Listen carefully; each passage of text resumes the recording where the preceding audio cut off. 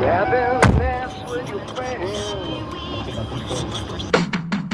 of the best words in the English language. Opening day. Everybody is in first place. Nobody is slumping.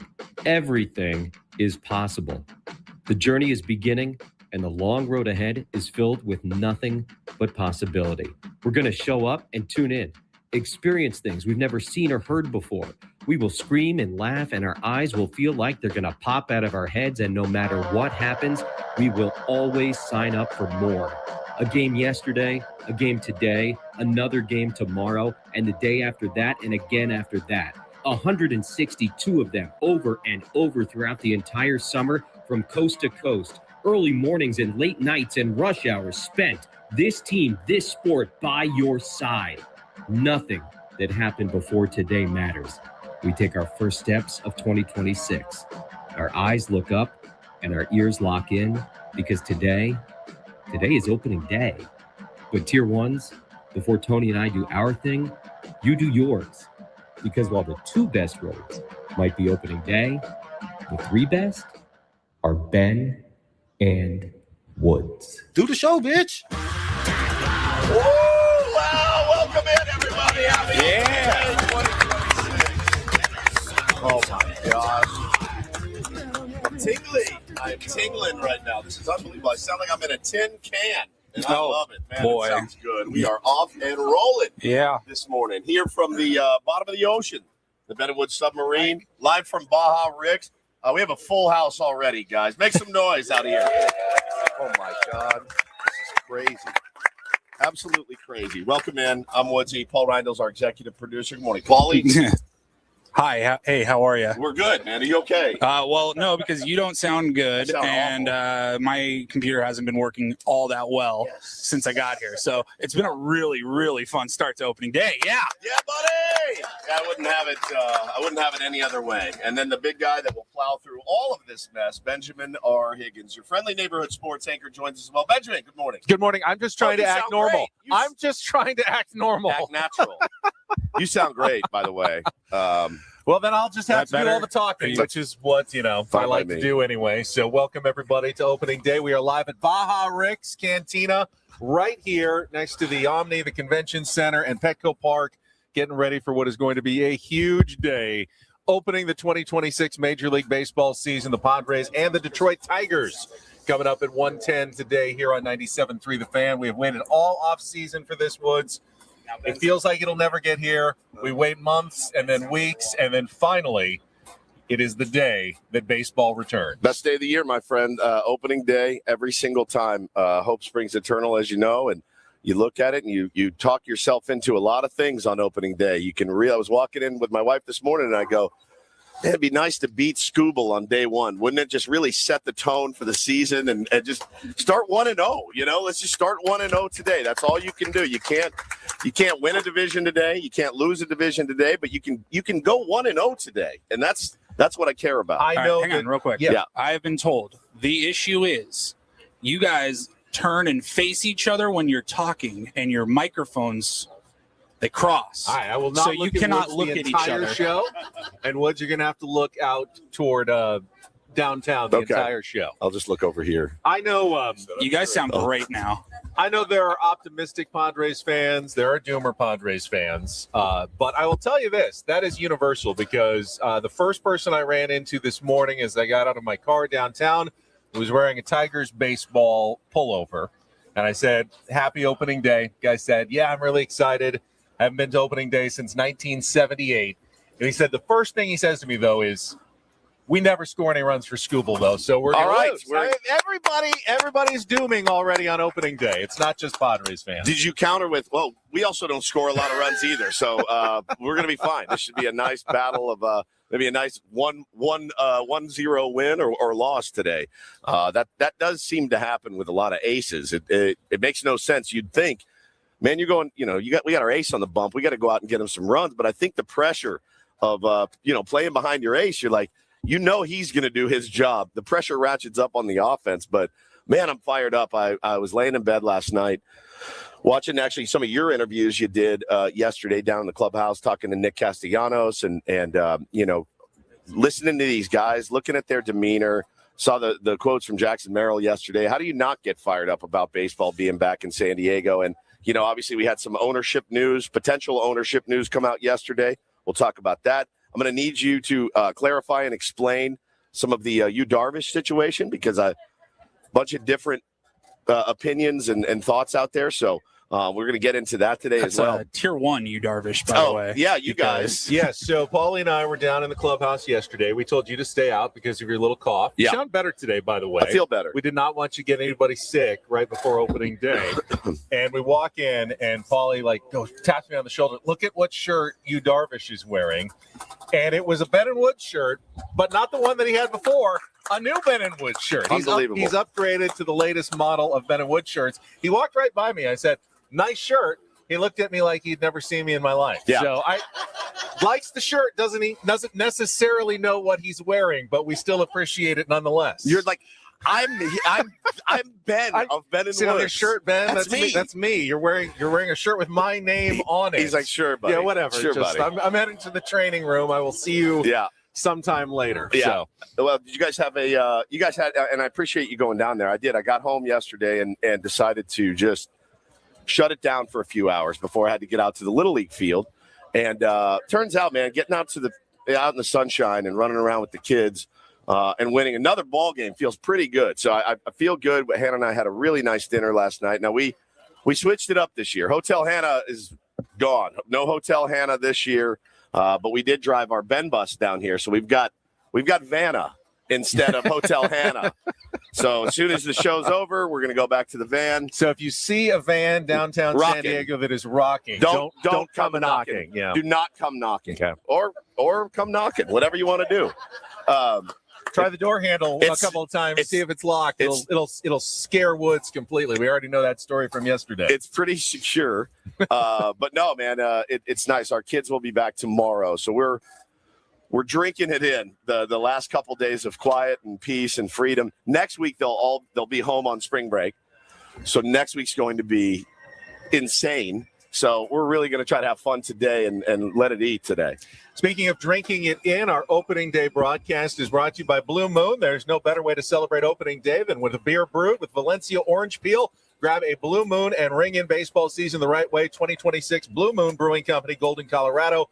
Celebrate responsibly. And I want to let everybody know we already have, as I said, a great crowd to start us here at Baja Rick's. But we're going to be giving away some prizes at the end of every hour of our show today, including some pretty special stuff. So if you want to come down, get your name into the hopper. At the end of every hour, we're going to be drawing for prizes. First hour is going to be one of the Padres scarves. Before anyone gets them at Petco Park, you can win the first one.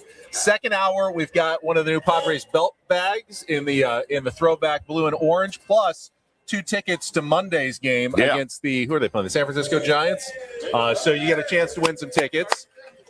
In the third hour, we're going to be giving away a Xander Bogaerts bobblehead doll, one of the new bobbleheads. And then a doll? A bobblehead doll. A doll? A doll. It's called a doll? A bobblehead doll. Isn't it? It's a bobblehead. It's a bobblehead doll. Just a bobblehead. It's a bobblehead doll? And then at the end of you play with dolls. At the end of the show, I just want everyone to see this. We will be giving away an autographed Manny Machado baseball bat.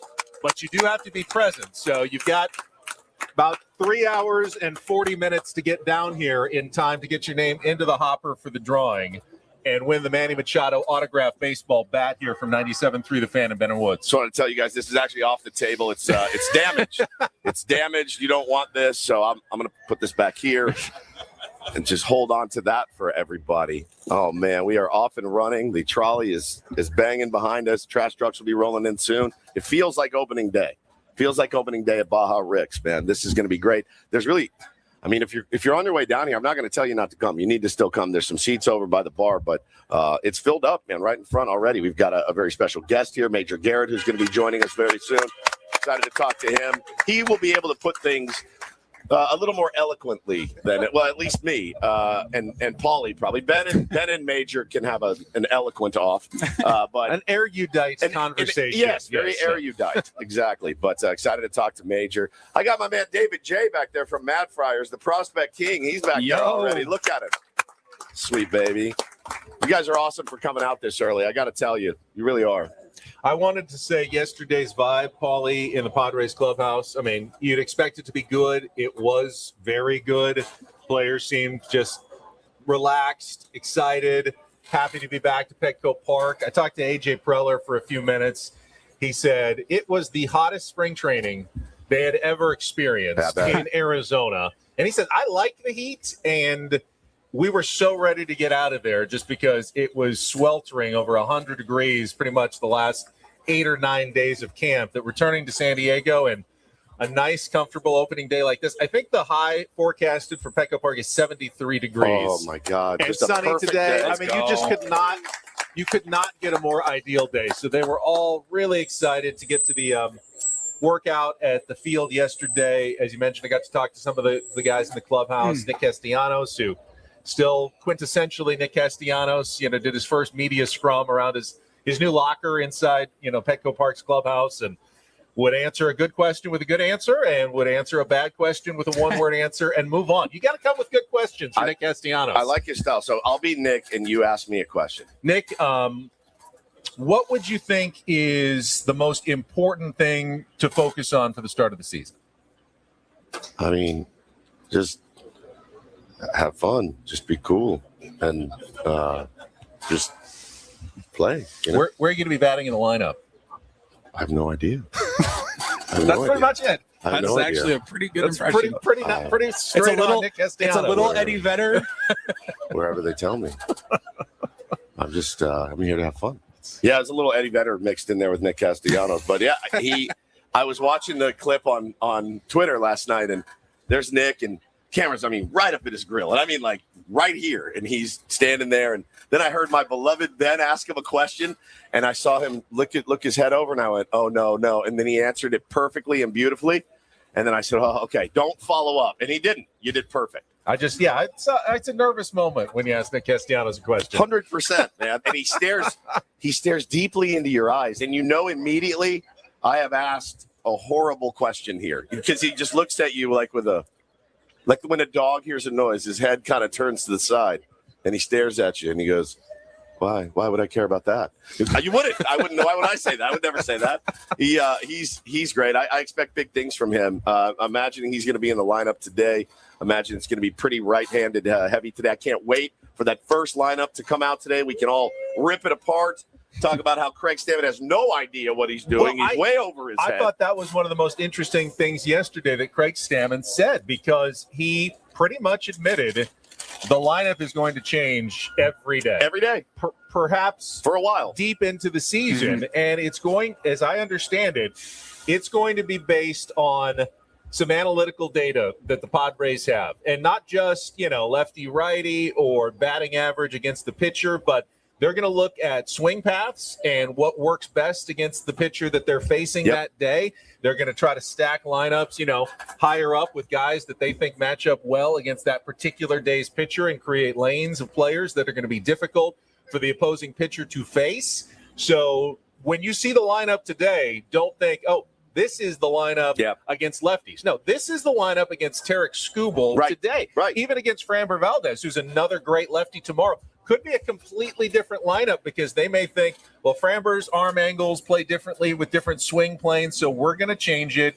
This is very different from what Mike Schilt believed with his lineup construction. Probably the biggest difference from last year to this year will be what Craig Stammen does with the lineups every single day as he sets them and kind of evolves over the course of the season. Well, and again, that is refreshing to me. And I know there's still baseball fans out there they'll hear that and go, man, you gotta put these guys, it's got to be consistent. And there's so much data, there's so much information out there.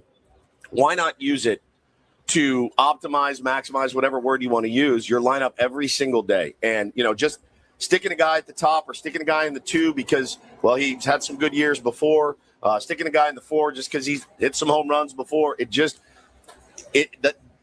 those days are kind of on their way out. And I like that. I'm happy for it. But, when you do find a groove a little bit, I don't think it's going to be wholesale changes every day. No, and Craig did say that, if we find a lineup that is working really well and guys get comfortable in it, we may become more consistent. And he pointed out a couple of things that I hadn't really thought about too much, why lineup consistency is good. He said, hey, you got a guy who is always in the second hole, and then the guy who's batting behind him, he gets on.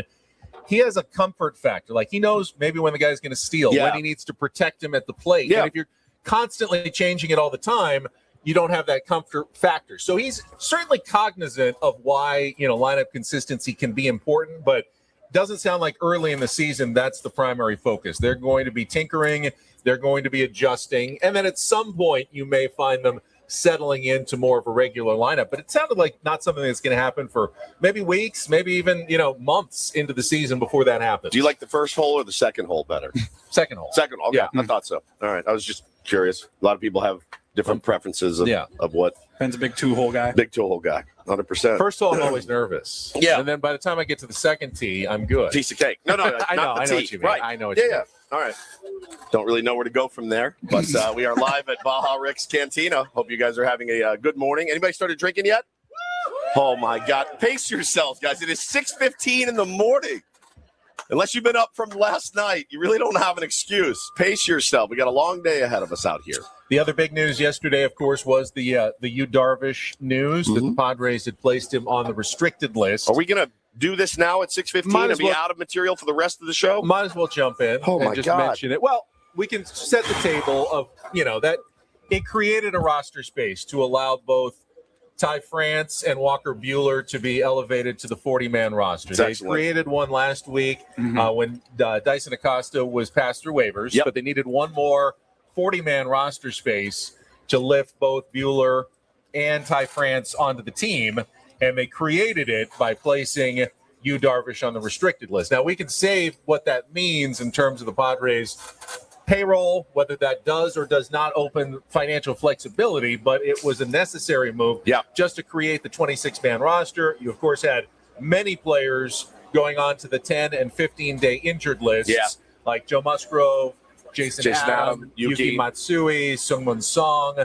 Brian Hoeing's already been put on the 60-day. So you have a number of guys who were placed on the injured list that allowed them to promote other players like Ron Marinaccio, who didn't have any options, made it onto the 26-man roster to open the season. Kyle Hart will open the season. He was in the clubhouse yesterday on the 26-man roster. Back of the bullpen guys that can give you a little length, which is especially important early in the season. No doubt. When you don't expect starters to go as deep into the game, so they'll have a couple of those guys at the back end, but they'll still have most of their horses like Mason Miller, Adrian Morejon, Jeremiah Estrada, David Morgan, and Bradley Rodriguez made the team as well because of the injuries. So what's funny? Lots of good options in the Padres bullpen. Give me that injured list again. I was going off the top of Joe Musgrove. Joe Musgrove, Yuki Matsui, Brian Hoeing, Sungmun Song, Yu Darvish. You think about 5, 6, 7 years ago, if that's how you're starting opening day, you're like, we're dead. We're dead. I mean, look, there's two of our starters on the, there's our long man in the bullpen. When people say the Padres don't have depth, it's hard for me to get my head around that because I look at the guys that are injured. I'm like, okay, sounds good to me. I mean, we were almost counting on Joe to make that start on Saturday, right? Didn't work out. Give him the time he needs to get back. We don't need him in April. We need him in August, September. Make sure he's healthy coming back because that would be a huge lift to this team. But, man, like the depth that they've built, the opportunity to now get other guys like Marinaccio and Bradley on the team, I think it's epic, man. I think AJ deserves a lot of credit for that. And they may still have tough decisions to make in a week or two as Jason Adam comes back. But you don't know what's going to happen in the next week or two. You may suffer another injury at some point, and you can kind of rotate guys in. So that's what it looks like to start. Bryce Johnson made the team as the fourth outfielder. No surprise there. Nope. Bryce Johnson is like, I don't want to say he's like a bad penny who keeps turning up. Yeah, he's a really good player and a good penny, but you can't get rid of him. They tried to trade him. He came back. Yeah. He's on the cusp of not making the roster. He always somehow finds his way back to the San Diego Padres. They love him, man. Versatile. He is a switch hitter. I don't know if you heard. And he's got great defensive skills. Plus, they have Nick Castellanos, who can also play the outfield if necessary. So you've got basically 2 backup outfielders to what, starting-wise, with Tatis, Merrill, and Laureano, looks like a really, really solid outfield to start the season. We have our just Padres analyzing already at 6:20 this morning. It makes me a little nervous because we do have 3 hours and 40 minutes left of a program to do today. Well, you know what? We're going to have Major Garrett with us for the rest of the hour, so I think it was good to at least get a little bit into that here this morning. Normally, this is our segment reserved for things like, colonoscopies, self-seduction, big player in foreplay every day. I don't have any stories for you, though. We've kind of burned through those as well. So today it's baseball and baseball only. Opening day is always a little different. Always a little different. You have the squeakiest chair known to man. Is that yours or mine? Oh, yeah. If I lean forward, a little squeaky. They're all Grandpa's rocking chair. They're all over here. Squeaky. So if you hear some extra noises today, it's just part of the flavor of Ben and Woods on opening day at Baja Rick's. What we else have got for you on the program today? Well, we got Kyle back in the studio. Kyle, good morning, buddy. I feel bad that Kyle doesn't get to have the fun out here. Someone always has to stay behind in radio. It's like first roll radio. Someone gets left behind. So we appreciate Kyle filling in on the board back there. Kyle, thank you for getting up early and joining us. No worries, guys. There he is. There he is. Good morning, Kyle. Good to have you, Kyle. But otherwise, we got a promotion staff out here. Kevin and his team leading all the giveaways and everything. Yeah. So it takes a village to put on a remote broadcast. It does. Radio. It does. All right, wrap it up. Want to take our first break? Yeah, we'll take our first time out. When we come back, Major Garrett's going to sit down with us. We are broadcasting live from our remote Bill House Studios. We know how. Live from Baja Rick's Cantina in the Gas Lamp. Come on down. Get your name in our prize hopper and enjoy opening day with Ben and Woods on San Diego's #1 sports station, the home of the San Diego Padres. 97.3 The Fan. We'll be right back after a check of traffic with Kelly Dana.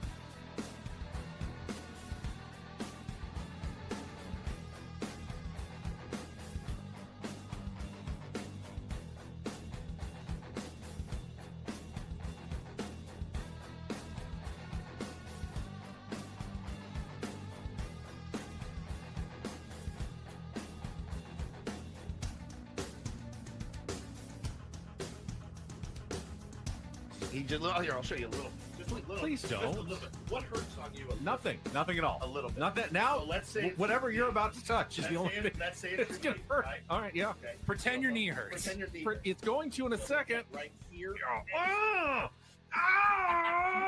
That is not pleasant. Hey, player, this is all yours. This room with this view. This speakeasy with this cocktail. Hey, could you make that too? The spa with this. Ah. And this pool on this roof. This is all for you. The all-new Hamul Casino Resort, now open.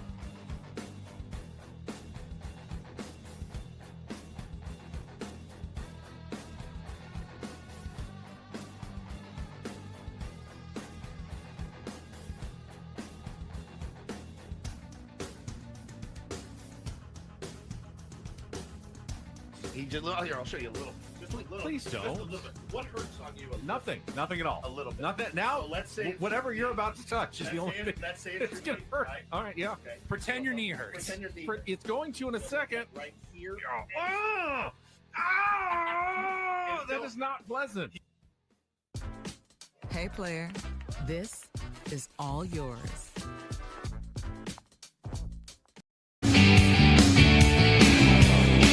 Well, you just made a good point during our first break here, live at Baja Rick's Cantina. We need to bring extra bags on opening day because the Tier 1s are so generous. They always bring us, like, gifts. We've got wristbands, bracelets, and then how about this one that we just got during the break?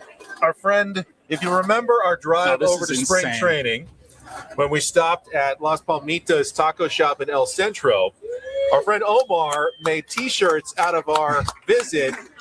When I asked, is Omar here? Is Omar here? Is Omar here? And I don't want to pay. Is Omar here? I was told I was going to eat for free. I'm is Ben Omar Higgins. here? Where's Omar? I don't want to pay. It's unbelievable. I'm like, buddy, it's like $14. We can expense it. No, I mean, is Omar?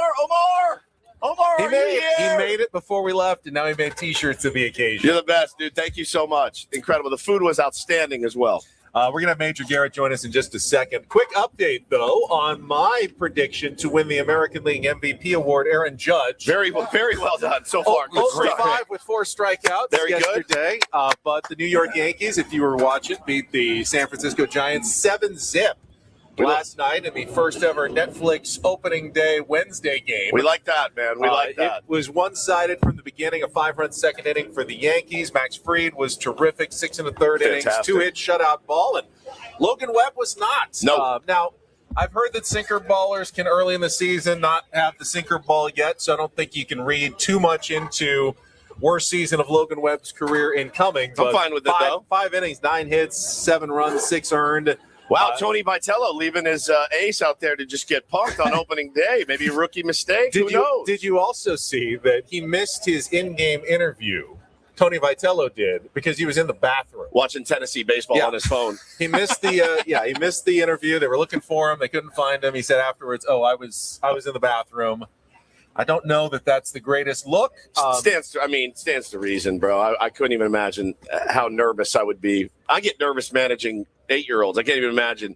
Hey, I've never managed at the big league level. I'm the manager now. Okay, and it's opening night on Netflix, and that's the Yankees over there, and oh my God, my beard is perfect, and here we go, and I miss Tennessee, and I'd be a wreck. I'd be in the bathroom every 15 minutes.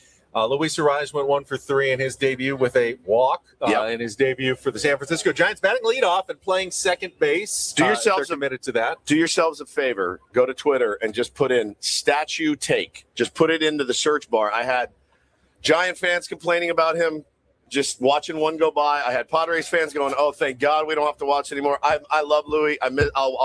Louis on this team in the 7 or 8 hole would have been deadly, but man, it looks like he's going to be another top-of-the-order guy hitting singles for the San Francisco Giants, and we'll see how that works out for him. And, Giants could run off 5 straight wins right now. You don't know. Opening day means very little. But you just get to rub it in a little bit, which is fun. Yeah, I would say Tony Vitello doesn't want to get off to a real slow start. No. I would imagine that as enthusiastic as they were spring training, that enthusiasm could wane if the Giants get off to a disappointing start to the season, considering the questions surrounding Tony Vitello being the first ever straight from college to manager in a big league clubhouse. So we'll see. Well, we've got the same issue here, other than the fact that our skipper did play in the big leagues, had long career in the big leagues, and obviously knows the game as well. But Craig knows the pressure that's on him too. He talked about it a little bit yesterday. Of, hey man, I got to show everybody out there that the middle relief guy can get it done, because it's not something you see in baseball really ever. You don't get a lot of those guys given the big chair, and he got it. So he's got the same heat on him as well. He's very humble. He said yesterday, "I know I'm not going to be the best manager day one. Yep. I know I don't know everything, and I'm going to have to rely on my staff, my players for some things." He said, "We tried to do as much as we could during spring training to establish the procedures and protocols. Like, where am I going to stand? Where am I going to get my information from? Like, which coach is going to let me know everything I need?" But he also admitted in spring training, you don't have to make decisions on the fly. You've already scripted out the game. Oh, yeah. Starter's going to play 5 innings. Then these guys are going to come in as the pinch hitters. Oh, my guy got roughed up. I'm just going to bring him out. I'm going to bring him back next inning, right? That doesn't happen. Bullpen slots are already planned before the game even starts. So this is a very different experience today for Craig Stammen he's going to have to make some decisions on the fly, send in a pinch hitter, counter moves that are made by A.J. Hinch of the Detroit Tigers, get guys up in relief at different points in the game where he wasn't, expecting it, was not doing that in spring training. So it's all a little bit different today for Craig Stammen. Yeah, man. Excited to get this thing going off. 1:10 today. We're out here live at Baja Rick's. It's a full house already. This is crazy. We haven't started imbibing yet. Probably in the next hour or so. Get the first one down. See how that goes. Do we want to bring on our very special guest right now? Yeah, we're going to check traffic, and then when we come back, we will be joined by our friend, Major Garrett, who has come all the way from the East Coast to be with us here for opening day. That is coming up next year on 97.3 The Fan. From the 855 Get Ross Traffic Center. Injured? Demand justice. Demand Jurowitz. 855GetRoss.com. Here's Kelly Danick. Traffic is sponsored by Valvoline Instant Oil Change. Well, our opening day high is fading fast. If you're on the roads, you guys, you got this crash involving a car and a motorcycle northbound 5 before the 163. Middle lanes blocked. Also, stalled, blacked out car, South 805 past La Jolla Village Drive. Blocking the slow lane, by the way, has touched off an accident now. Looks like another vehicle hit it. Somehow everybody managed to get over to the right shoulder. That's South 805 past La Jolla Village Drive. Now, crash has cleared on southbound 15 near Claremont Mesa Boulevard, but in the North County, South 15 before Rainbow Valley, there's an accident involving a pickup truck and a work truck. They are over to the right shoulder. San Diego drivers, keep moving with Valvoline Instant Oil Change. Their expert technicians help keep your vehicle and everyone in it safe and road ready. Stay in your car, no appointment needed. Save at SoCalOilChange.com. Valvoline Instant Oil Change, your 15-minute drive through oil change. I'm Kelly Danick with Ben & Woods, San Diego's #1 sports station, 97.3 The Fan. Well, I guess I'm Ben & Woods up here on our SDCCU fan hotline. It's not big bank banking, it is better. And joining us live here from Baja Rick's Cantina in the Gas Lamp, our friend Major Garrett from CBS News, Padres fan extraordinaire and Padres Fantasy Camp Champion 2026. Yes, It's good to see you. And San Diego native. Hello, San Diego. Good morning. Good morning. Good morning. Happy opening day. Happy opening day to you. Let's get an injury report list. We got a text. I told Hannah last night. I go, do you know that Major tore his ACL when we were out at fantasy camp? Slightly. Yeah. How no are you? surgery required. Grade 2, grade 3. Just rehab. It's all good. How How are you feeling? I'm feeling good. Good. I'm feeling good. I'll be back next year. Let's go. There we go. Let's go. Man, such a great time hanging out with you that week. We were talking earlier about personnel. Let's use some other personnel that's really, really important. Don Orsillo re-signed last year. Mud Grant signed this year. Jesse Agler just signed yesterday. Who else needs to be signed? Let's go. Who else needs to be signed? It's like a WWE event here. Adrian Morihone? Is it Adrian Morihone? It is Adrian Morihone. Major, I will just Venmo me when I get home, all right? I will thank you very much, Major.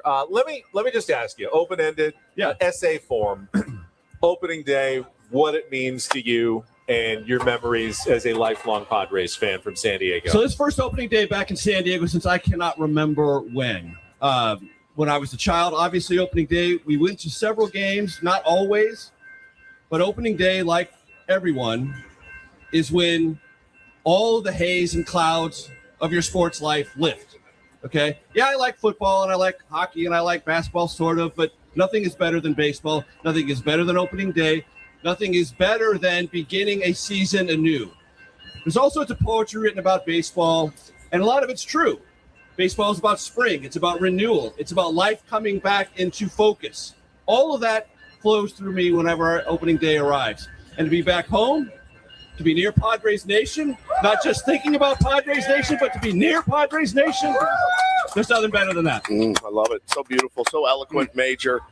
Now, and then, sometimes reality then sets in. Yeah, sure. 30. I grew up with reality as a Padres fan. But the reality as a Padres fan now is different than it was. There's there's expectations, and there's you're excited to watch this team because the players. Baseball's always great. Baseball's always great. I can watch any team play any other team anytime. It doesn't matter who the participants are. Right. But this team in particular, They make you want to come to the game. They make you want to run right home. They make you want to cancel dinner plans because you don't want to miss Jackson Merrill. You don't want to miss Toddy Manny. And the list goes on and on. Right. Mason Miller. Like, imagine missing a Mason Miller save opportunity. It's the worst feeling. Yeah, and I know a lot of analysts and experts are down on this roster because they don't believe in the starting pitching. And Ben, you described it earlier this week, the way the season unravels. Nobody goes 4 or 5. We're down 7-2 in the 5th inning. Doesn't matter what the bullpen. Yeah. Doesn't matter. Doesn't matter. Doesn't matter how great your arms are back there. If you're down 7-2, it's really problematic. Can't use them. Yeah. So the starting pitching is a big deal. No question about it. It always is. Today's a tough start. Wow, the trolley. No, just for me. Just for me. That one will be going by for the next 11 minutes, by the way. We got the tanker cars. Oh, awesome. That's the limited oil that's got grade through on trade. there. Yeah. Actually, not the trolley. That's all the chemicals going by. That is.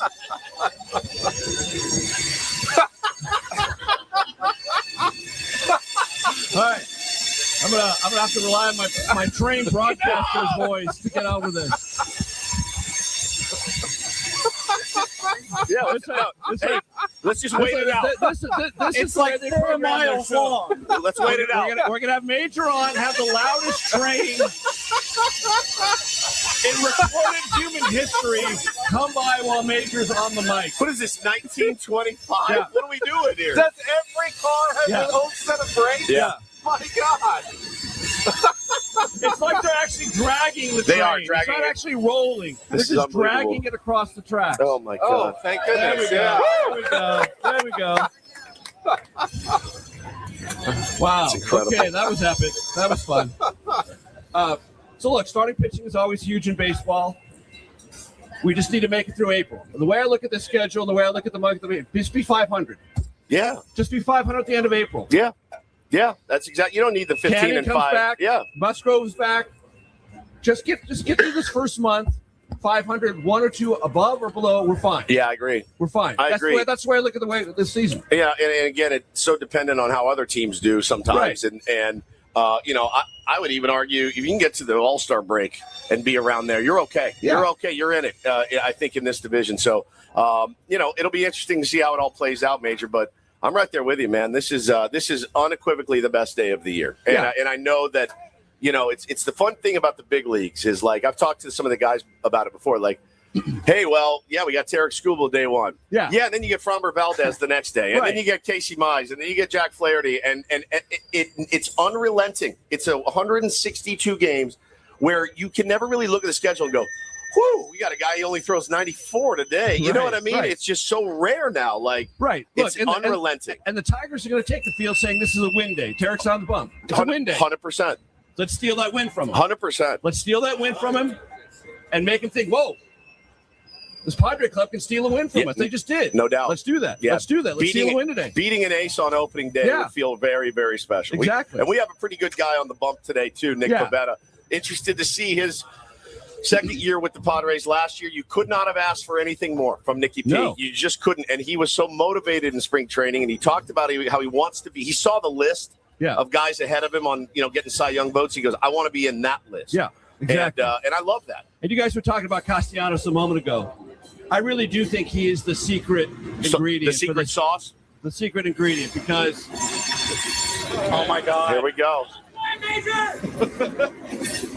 Same train, by the way. Because now you've been to actual war zones before. What's worse, that or here?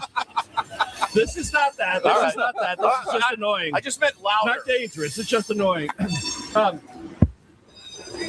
much as we dislike the Phillies, they have a moxie. They have an attitude. Yeah. They have what?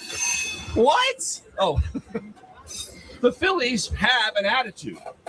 A really hardcore, screw the world attitude. And I want some of that in our clubhouse. Yeah. And I think Nick brings that. I Very do much so. too. I want him to look around and say, screw those guys out there. Yeah. We're going to beat them. Yeah. We have this intensity about us and that sort of undefinable confidence that comes from just a mental click. And I think Castellanos puts that in the clubhouse. I do too. Major Garrett is here with us live from Baja Rick's Cantina. Major, you had the pleasure to get to know Peter Seidler. I did. before he passed away. It was a great honor. Peter, of course, beloved here in San Diego, but was mocked and ridiculed around baseball by some people for his investment in payroll in a small market. Yeah. And as reports come out, and we had a new one yesterday with the report of another potential ownership group. We've got final bids coming in April, and the rumors are the Padres are going to sell possibly for more than $3.5 billion. Dollars. Right. What does that tell you about Peter's decision, his belief in San Diego, his belief in Padres fans, and what they could do here at Petco Park? So the Peter side of the story also vectors off the Dean Spanos story. And I know Dean Spanos also. And I told Dean, don't ever leave. You'll never be what you think you're going to be in L.A., ever. And he told me, Major, you don't know anything about football. You don't know anything about Los Angeles. When I go to Los Angeles, I'm going to be one of the most important owners in the NFL. I said, Dean, you're not going to be the 8th most important owner in L.A. Who's right? Yeah, you were right. Who's right? Major was right. I was right. And I'm not very smart, but I was right about that. So Dean takes the team out, and now their San Diego has a market of 1. And Peter, before that, Ron Fowler, Ron's a dear friend of mine too. Ron was part of this. He would get a little nervous at the higher echelons, and then Peter said, no, we're going to go to the next echelon. We're going to take it another. We're going even higher. Okay, that air's a little too thin for me, which is okay. Yeah. And I respect that. And Peter said, no, we are going to make this an effort to build a championship team. And other mediocre markets or small markets with mediocre aspirations said, don't you dare. Don't do it. Don't do that, because that's going to pressurize us, because our fans are reasonably going to ask us, why aren't we doing the same thing? It wasn't that it was a bad decision. Clearly, it's not a bad decision. It was a good decision. You have to spend to earn. There's a classic rule of business and life. You have to invest to earn. Peter invested. He has earned. This franchise is now one of the absolute jewels in all of Major League Baseball. And that was not even conceivable a decade ago. Yeah, and it wasn't just owners. You know, it was the Buster Olneys, the Ken Rosenthal, anybody with a pen had all the, hey, this is great for now. Long term, it's going to be brutal. It's never going to last. It is lasting. It's lasting, and then the new guy comes in and buys it for, again, $3.5 billion. Right. And says, now let's roll. Let's roll. Let's keep going. And I mean, again, the foresight. There was a crack, and Peter, Ron, those guys, they opened the crack, man. Yes.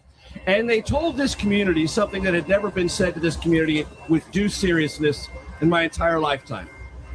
Championships take a lot of time, and we're going to take the time, and we're going to spend the money to not just build a championship team, but build a championship culture. Yep. That takes time. It doesn't happen. It's not instant coffee. You have to build it. And they've decided to build it. I expect and believe the new ownership group will look at this and say, our number one task is to keep investing, keep building, and tell these fans who show up every single day that we are with them. Yeah, their job right now is don't F it up. Just don't F it up. If you come in here and start throwing your weight around or whatever, like, it's not going to fly here. And just come in, don't F it up. Right. That's it. Now, look, everyone can do the math here. There are problematic contracts. Yeah. Those problematic contracts are going to be inherited by the new ownership group. How do you deal with problematic contracts? You pay them, and you get younger talent to backfill when you need them. That's the next big emphasis. Yep. Well, that's why Jackson Merrill is such a key player for the San Diego Padres, not just this year, but for the next decade. Honestly, this is the first year of his 9-year contract extension. It kicks in today. By the way, the one that he signed last year did not kick in until this very morning, because players don't get paid in the offseason. They only get paid during the season. So he woke up to a nice little... this is payday number 1. Wow, good for him. Next Friday or whenever the direct deposit kicks in, Jackson Merrill starts getting a little bump up. But he is such an important person for the San Diego Padres because, and they wrote about him, Kevin Acey wrote about him in the UT this morning, the kind of championship culture mentality that Jackson Merrill has. They expect him to be the leader of this team, maybe sooner rather than later, actually. I mean, let's just be honest. The dynamic between center and right this year, I think, is going to be completely off the charts. I think Tatis is going to have the greatest year of his career this year. Merrill's going to have the greatest year of his career. We won 90 games last year with Merrill on the injured list 3 times. Yeah. That's psycho. That's amazing. That shows you depth, resiliency, scratching out wins when the lineup doesn't really argue that you're going to get a win that day. Find ways to win. That's in the clubhouse. That's in the mentality. That doesn't go away. And guys like Castellanos, Laureano, a full season. 100%. That outfield is going to be one of the best outfields in the National League, if not the best outfield in the National League. Yep. Not only in terms of offense, but defensive runs saved. All of that stuff is going to be great. And I think Freddie Fermin is set up for a great year as well. Had a good spring training, too. Yeah. I think Jake Cronenworth could have one of the best seasons of his career as well, which means that Manny Machado and Xander Bogaerts, who, yes, are very highly paid, they don't have to put the team on their backs. They don't. They have to be veterans who consistently, produce over the course of the season. But no one has to. Manny doesn't have to be the MVP. Nope. Xander doesn't have to be the all-star shortstop of the National League for the Padres to have a very good season. No. As long as these other guys that they've surrounded them with, do their job and what we think they're capable of doing. And defensively, this club is not going to give away outs. Huge part of the game. Do not give away outs. Yeah. And this defensive alignment, day in and day out, is not going to give away outs. I think that's another huge advantage, which will help the starting pitching make it through April, get manned up fully, so we get 6 or 7 arms instead of 5 going. We're going in with 5 at the beginning of the season. We'll have 6 or 7 by May. I love the Major Garrett plan. He's got me bought in, and I am ready to go. 100 win season incoming, it feels like right now. Exactly. Yeah. I know there's concern Look, first I'm base. old enough to remember when I thought acquiring Tito Fuentes would guarantee the Padres a pennant, okay? That's how old I am. I know that's how much I can believe on opening day. Yeah, I know at first base with the changes, Castellanos just learning the position, Gavin Sheets moving but back. He's totally into it. But and Sheets looked really good there. And just they all admitted finally, having tiny little Luis Ariz at first base was not good for any of the infielders. Not a target. Not a target. The errors that the Padres made last season were generally on bounce throws because they were terrified of throwing it over Luis Ariz's head. Right. So they had to throw every ball down in the dirt to make sure that he could reach it. They won't have to worry so much with big Gavin Sheets, big Nick Castellanos, big Miguel Andujar, all playing some first base this year and all looking like they should be able to do so competently. Yeah. And you were talking earlier about Craig Stammen rotating the lineup. That's all great as long as the players are bought in. Yeah. Baseball is a game of habit and ritual. The players buy into going from second to fifth. That's fine. If they don't, it's going to be problematic. And if we get off to a losing streak, people are going to be barking at Craig, and he's going to have to deal with heat off the right out. The same concerns as Tony Vitello. Gets off to a slow start. People will question. Because inexperienced managers get the scrutiny right out of the gate. Yeah, no doubt. Big round of applause for Major Garrett. Woo! Major, Fantastic enjoy to be with your you all. opening Happy day. opening day. Enjoy the rest of the program. Thank you so much for coming by. We love it. Again, this broadcast brought to you by David P. Shapiro, criminal defense attorneys, helping good people regain control of their future when charged with a crime since 2010. Visit davidpshapirolaw.com. Don't forget to get your name into. We'll have our first drawing. We're going to give away the Padres scarf, one of the giveaways this year in the Padres during the season, but you get it a little bit early. And then later in the show, we've got Padres tickets, a fanny pack. We've got a I think it's bobblehead. a belt bag, they call it belt now. bag. That's right, a belt bag. You're not allowed to say fanny anymore. Sorry, a Xander Bogaerts bobblehead or bobblehead doll. And at the end of the show, did you take it already? The Manny Machado autographed baseball bag. It's still here. But you have to be in person to win. So come on down to Baja Rick's Cantina. We will continue broadcasting live. Our Tournament of Drops final is set. I saw Paulie doing the results before, so we'll let you know the matchup coming up next on San Diego's #1 sports station, 97.3 The Fan.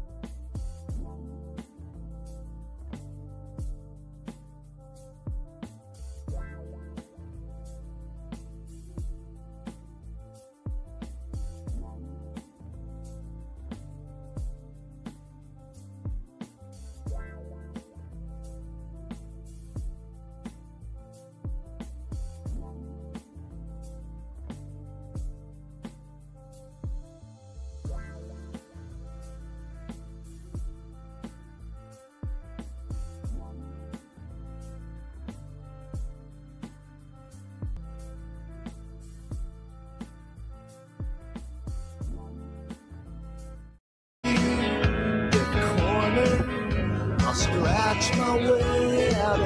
back to our Meadow Woods opening day broadcast. Live from Baja Rick's Cantina in the Gas Lamp. We're located conveniently between the Omni, the Hard Rock, and the Trolley Station, which is also the hub for every freight train that has gone by in the first hour of the program this morning. Our opening day broadcast brought to you by Blue Moon Brewing Company, Golden, Colorado Woods. And we got a lot to get to, but I want to thank Major Garrett again for stopping by and giving us his thoughts. He really fired up the crowd. He knows how to work a microphone. He knows how to work a crowd. He sure does, man. He got me fired up. Our buddy in the chat, he's a bit of a doomer, Bavaquafina. It's the funniest thing you've ever said. The entire Baja Ricks started laughing when you said Bavaquafina. He said Major Garrett's creating a magical fantasy world to protect himself from reality. I said, yeah, welcome to sports, pal. That's exactly what we all do. I can sell myself.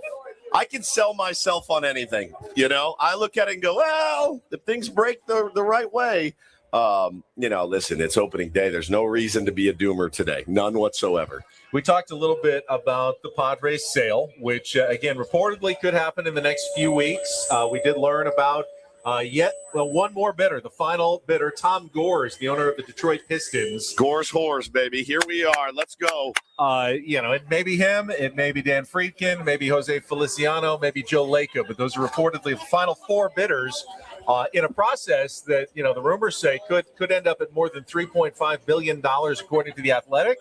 And we talked about how, Peter Seidler's vision paying off now, in the sale. But that was not the case. Like the Minnesota Twins went for sale $1.7 billion last year, and they pulled it back off the market because it sounded like they weren't getting the bids they wanted. There's something special here in San Diego that's been created, and that vision has been rewarded. I only wish Peter could be here to see it. Of course, if he was, probably wouldn't be selling the team. Yeah, so, that's exactly right. But, what do you know about this guy? I mean, he owns the Pistons? I don't know a ton. He owns the Detroit Pistons, obviously part of a Capital Partners Group, like so many of the billionaires are nowadays.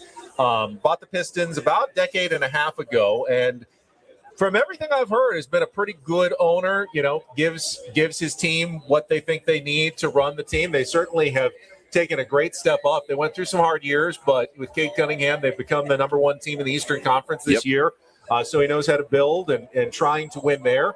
He also owns about 27% of the Los Angeles Chargers. Oh. I don't know what that means entirely, but he did buy into the NFL as well. So it looks like he's trying to diversify across all major sports and see if he can purchase the San Diego Padres. But don't know if it's going to end up being him or one of the other three bidders that we had already heard about in the process. But it sounds like they'll have their final bids coming up here in the next couple of weeks. And they say a decision and the end of the process could come within the next month. Yeah, it's weird. I did see people upset about, him being involved with the Chargers. And, my perspective, it doesn't have to be your perspective. It's just my perspective is, you bring us a championship, I don't care. I really don't care. If you're committed to this team, I don't care what you do with that team. We will not be watching. Like, you just do what you got to do. Yeah, I'd recommend against a lot of cross promotion. Yeah, he does by the team. That's like, let's bring Justin Herbert down to the first pitch. Yes. Well, I'd recommend against that. But yeah, if he invests in players, tries to keep winning in San Diego. Don't care who the owner is. Just want them to try to win. Yeah, I saw a lot of hot takes about it. I did. How about if you learned yesterday that he was even part of Chargers ownership, then you don't really have the right to be upset about it. That's exactly right. Like, that's how I'm looking at it. I learned that was the first I'd heard of it, Paulie, now and I couldn't have cared less. If D-Land drops an article and it says Dean Spanos is prepared to make a bid, that's a way, way different thing. You don't know that he's friends with Dean. He may be ready to try to stab Dean in the back and take over the team and move him back to San Diego. You never know. I wouldn't expect that, but you don't really know. Yeah, well, listen, yesterday was the first time I'd ever heard this guy's name. So I think ultimately that's a good thing, right? Like, yes. Yeah, like under the radar, does his thing, has a lot of money. That's what we want. Come in here, don't mess this thing up, and let's go. Speaking of let's go, it is time for an update on our 7th annual Benowitz Tournament of Drops all week long. You, the Tier 1s, have been voting for your favorite sound clips of the year in bracket style, as you do in the month of March. We went from 16 to 8 from Monday to Tuesday, 8 down to 4 yesterday, and now you voted on the final 4.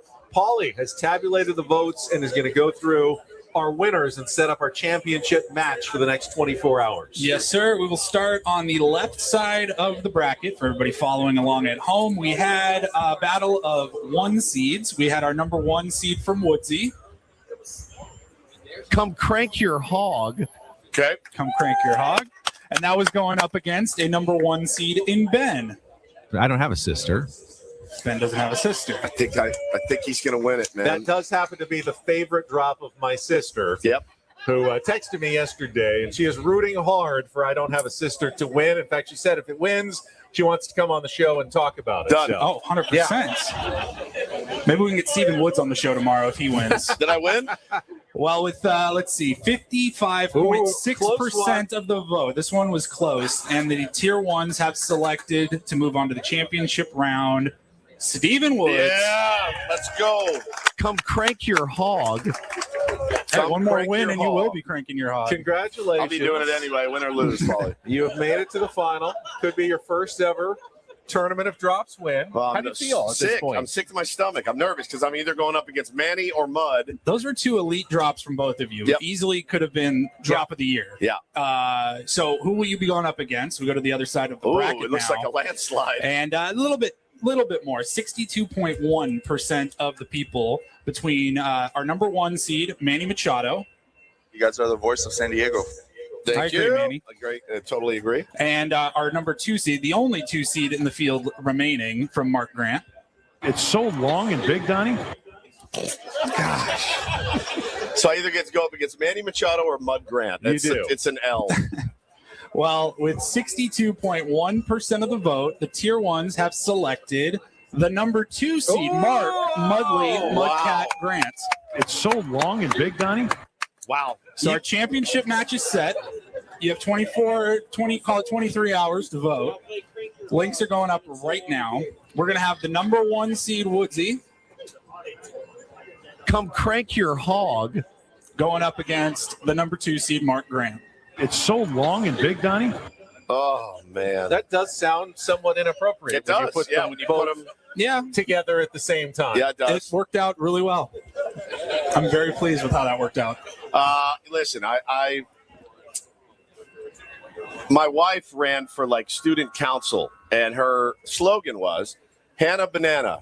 Don't eat me, vote for me. What? That's a true story.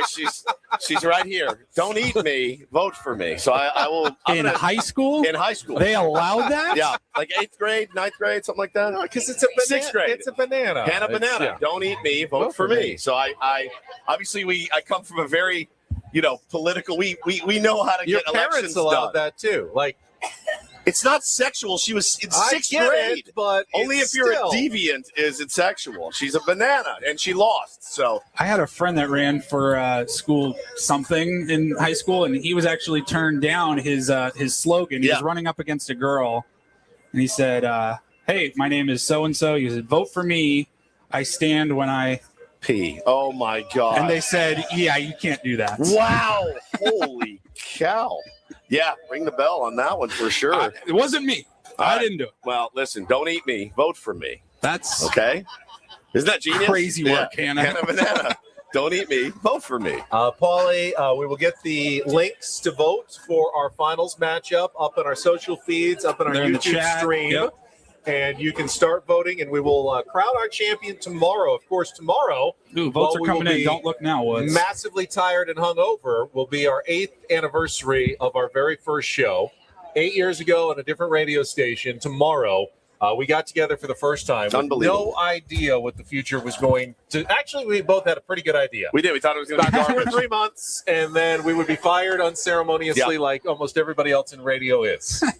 So, with everyone here, since we'll be in studio tomorrow, I just wanted to thank everybody for an amazing 8 years. It's been unbelievable. It's been beyond our wildest, and I mean wildest hopes, not expectations, our wildest dreams of what this show could end up being. So I want to thank everyone in particular that Tier 1s who are here today. Thank you so much for listening and spending some time with us every single morning. It's crazy. It's crazy that it's gone by that fast. I almost got emotional. Did you? I almost did. I was like, are we doing this now? I know. I mean, we could have waited for the end, but by the end, this show is so chaotic. It's so chaotic. Yeah. No, working with these two guys every day it has filled my cup every single day.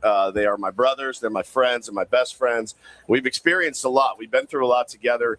We've been through births of two of my children. One of my children was only 6 weeks old when we started, and now, he's out there pitching and playing ball and playing football, and it's crazy. It's been such a big part of my life and my wife, our entire lives. So you guys have made our dreams come true. So thank you. I couldn't appreciate you more. We've gotten to the point that we even have an official tequila on the show because all tequila on Ben and Woods is provided by Santo Tequila. Why? Santo Tequila, simply the best. Unapologetically bold, founded by our very good friend, Sammy Hagar. Best friend. Along with Guy Fieri. So thank you to Sammy and Guy for providing all the tequila for Ben and Woods that we can possibly drink. Yeah, this is an autograph bottle that Paulie from Guy Fieri that he's looking at right now as well. We've got you send it in to get graded, Paulie. We've got the añejo, we've got the reposado, we even have the mezquila if you like the combination of the mezcal and the tequila here. So yes, drink Santo and support the Ben and Woods program. That's actually what's in this jug right now. Yeah, straight. Still got them jugs, huh? Still got them jugs. All right, here's what we still got coming up this hour. I am told that our good friend, regular season Sammy, is going to stop by. Sammy was out at Petco Park yesterday as well for the workout day, posting all kinds of content. Think he's tired of posting content by this point? No, he's not, because he was sitting doing an opening day Field of Dreams speech this morning. As soon as I got it, first thing anytime I open Twitter, I open Instagram, the first thing I always see is Sammy Levitt posting some sort of content every single day. You ever wonder how a radio guy goes to the bathroom? Come with me. He's unbelievable. He's unbelievable. First, I choose my stall. Yeah, second. No, the new Banos here. The new Banos? I haven't tried them They're yet. exceptional. Are It's like a nightclub in there, I dude. can't wait. I need to drink some more water so I can go try the new Banos here at Baja Rick's. You could eat a meal in there. They are spotless. Baja Rick has knocked it out of the park. Because I remember last year I had to go and there was a line of 14 people coming out and I had to cut because I needed to get back to the show. I felt really bad. Yeah, I bet you did. I bet you felt really bad. That's literally your MO, by the way, is just, hey, excuse me, I'm coming through. I need to urinate. No, the bathrooms are great. I'm ready to get some food in me, some tequila in me, and let's get this thing going. All right, we're going to take time out. When we come back, it is time for Don't Do This. When we return, some interesting stuff from the opening day broadcast last night, including, I mean, he's been long gone, but George Steinbrenner, who probably would have been a Don't Do This regular if we were doing this show, 25 years ago, going to make it for the first time today. Incredible. Based on a story Barry Bonds told yesterday on Netflix. What an idiot. My God. And we'll have some more on the Netflix broadcast of the Yankees and the Giants. That will be coming up next with Ben and Woods. We'll check traffic and then more live from Baja Rick's Cantina in the Gas Lamp on opening day 2026. Ben and Woods on San Diego's #1 sports station, 97.3 The Fan.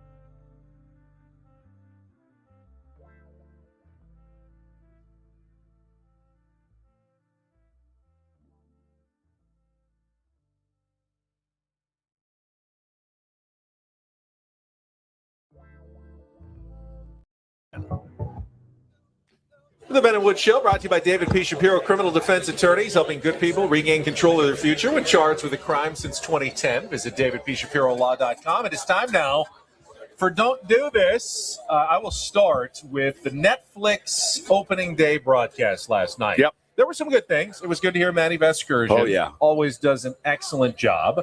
The game itself was a little lacking in drama, as it was never close, and the Giants didn't put up much of a threat. But I have a couple of Don't Do This comments from last night's game. First of all, the score bug on Netflix was hideous. You're a big score bug guy. I rarely notice it. Do you not? I rarely. It's got to be really bad for me. I liked what they were going for. They could have made some better decisions. Okay, but it's day one. Remember, day one. Remember the first day of Ben and Woods. Yeah, absolute dog ass. I saw someone add ears to it and said it looks like a cat. Oh, okay, there you go. But I thought the biggest miss and whiff by Netflix last night was you had a historic baseball moment. Yeah. In the, I believe, fifth inning. First ever ABS challenge. Yeah. It came with Jose Caballero of the Yankees at the plate. High inside pitch, called a strike. And apparently he tapped his head and they went to the ABS, but they were in the middle of one of their dugout interviews. Missed it completely. An historic baseball moment. That's it. And the broadcast did not show it. They had to say afterwards, oh, by the way, we just had our first ABS challenge. What? And it was wrong. It did touch the top corner of the zone. And they went on, and he actually, I think, ended up getting a single. Didn't matter. No, But he grounded out to he grounded Chapman. out that. Yep. He did have a single later in the game or something, or earlier in the game. But how can you miss history? Like, you've got to be waiting for that any moment. Everyone wants to see the thing on the screen. They didn't show it, the replay of where it, actually ticked in the box until later. When they did the player interviews during the game, they had the split screen. Yeah. Why wouldn't they have done that? With Tony Vitello, I have no idea. They totally lost it. It's funny because I'm not a big fan of the in-game player interviews, except when it's Jazz Chisholm. So that was Jazz, pretty good. Jazz is absolutely elite and should be the only guy that they ever talk to because he's so good at it. He's so good at it. He was actually captivating, but the manager interviews. Cubs game, and by the way, here's Jazz Chisholm. Yeah, here he is. In game. He's like, I'm off today, but I'll be happy to talk to you guys. No, he was great. Look, I missed the first half. I was at dinner with Hannah, and we came back and we put it on immediately. Saw the last couple of innings, and I saw the end. And I saw Jameis Winston with a hot dog cart trying to get these guys to eat hot dogs, and I was like, all right, you guys are doing too much. Yes. It's too much. So they went big, obviously. Never give a broadcaster just one game to show everything. Right, because they will show everything. They will show everything. They want to show every toy that they've developed. It's too much. All the extra stuff was a lot. The pregame, the postgame, like Bert Kreischer swimming around the bay in a kayak, and Jameis Winston, who's, I think, great. I think he's funny. But I'm also like, why are you here? Why are you here? The Uso twins from WWE were part of it. All of that stuff was a little extra. The broadcast itself, I thought it looked okay. Yeah, the broadcast looked fine. It was fine. The stream didn't cut out. It's a baseball game, though, not the Super Bowl. You can't treat like a Super Bowl every baseball game like it's the Super Bowl. Well, they only have one. They have two and the Field of Dreams game. That's really going to be over the top. Yeah, I can imagine. The other interesting part last night was Barry Bonds, and I know Barry Bonds is still a lightning rod. Now, there's probably Padres fans here that can't stand Barry Bonds. There's probably Padres fans that respect, him being probably the greatest hitter of all time. I personally, I love the dude. I will begrudgingly acknowledge what a great hitter he is, but I can't stand the guy. I could listen to him talk about hitting till the day I die. He's the best to ever do it, in my opinion. He's incredible. But so he gets on last night, and he's telling a story about how he was almost a New York Yankee. And he says this, quote, "I would have been a Yankee, but Steinbrenner got on the phone. He called us. He told me, Barry, we're going to give you the money to make you the highest paid player at the time, but you have to sign the contract by 2 o'clock this afternoon." And I said, "Excuse me?" And I just hung the phone up. So George tried the hard sell with him. The hard sell of try to put the screws to him a little bit. Barry didn't like that at all. Like, you got to sign this, but you got to do it by 2 p.m. And George Steinbrenner cost his team a chance to have Barry Bonds. Did Barry Bonds seem like he was the kind of guy that you could hard sell? Hard sell? I mean, you gotta play that with kid gloves. That's a huge misread by George Steinbrenner. Big time. And I get George Steinbrenner was always George Steinbrenner. He wanted what he wanted, and he wanted it now. Yeah. But you got to have some nuance. You're dealing with the guy who is the most coveted baseball player at the time. you got to let him have his process. 100%. Now, butterfly effect. If he ends up signing with the Yankees instead of the Giants, yeah. My goodness. My God. What is baseball history changed? Right. Insane. It's absolutely insane. I assume he still does the whole, juicing up. Yeah. But at Yankee Stadium, as opposed to... He would have hit 85 home runs a year. As opposed to San Francisco, which was one of the hardest ballparks, he would have hit home runs. He would have 1,000 home runs right now. It would have been insane. But it's interesting.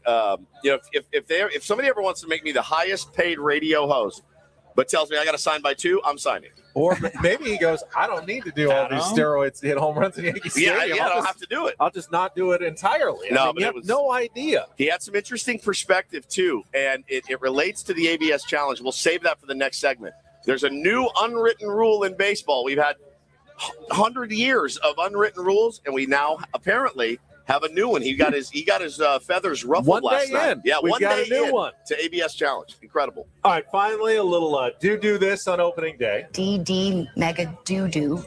Was at the workout yesterday and got to check out. And I know some people have spied them from outside the ballpark, but the new video boards on the light towers at Petco Park, which it's always good to have more video board options if you're at the game. But what's interesting about these boards, and Tom Krasovic, who we ran into as we were walking in yesterday, wrote about this.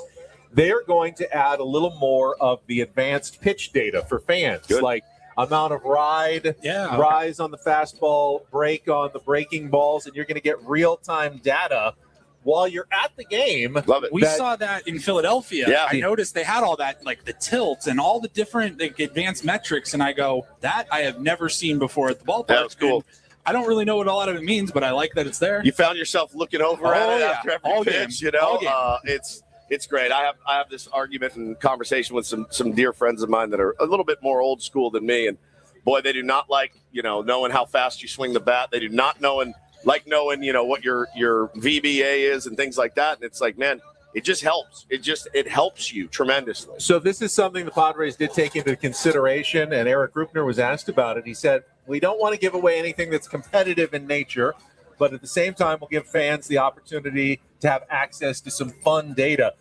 So the Padres have even more specific stuff that they will use, in between. Young pitchers will go in after the inning and will look and go, that's not riding inside the way it should. Yeah. Mason Miller said, maybe I need to stay behind it more. Sure. They will take that data and try to immediately implement it.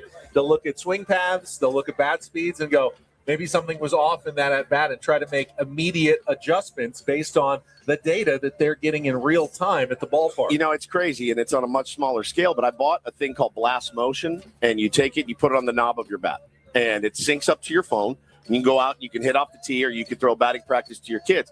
My son, who, you don't want to push him, but you're like, hey, man, you want to go swing some off the tee? He's like, no. And I go, all right, cool. You want to try it with the Blast Motion? He comes out, he swings, he sees his swing speed. I go, you think you can get to 45? Boom, next. He hit 75 balls just by looking at the data going, okay. And I'm like, look at your bat path. It's perfect. It's in the green. It's really, really cool. And he's 8 years old. It's like social media. It's addictive. Yeah, when it you is. Get that instantaneous data feedback. That data feedback, and then you can make adjustments. I mean, who wouldn't want that? Who would not want that? It doesn't make any sense to me. We live in a brave new world. We do. To be sure. We do. And that is don't and do this That for opening was day. Don't Do This with Ben and Woods on 97.3 The Fan. Woods, as you mentioned, one day in, we already have new unwritten rules in baseball. Yeah, man, this is interesting. Also want to talk more about the implications of Yu Darvish and going on the restricted list rather than the injured list for the San Diego Padres. That caught some people by surprise, and I believe regular season Sammy going to be stopping by as well, so we'll wait for Sammy. It's all coming up live from Baja Rick's Cantina. So many Tier 1s here already. It's not even 7:30 in the morning. Come on opening day on San Diego's #1 sports station, 97.3 The Fan.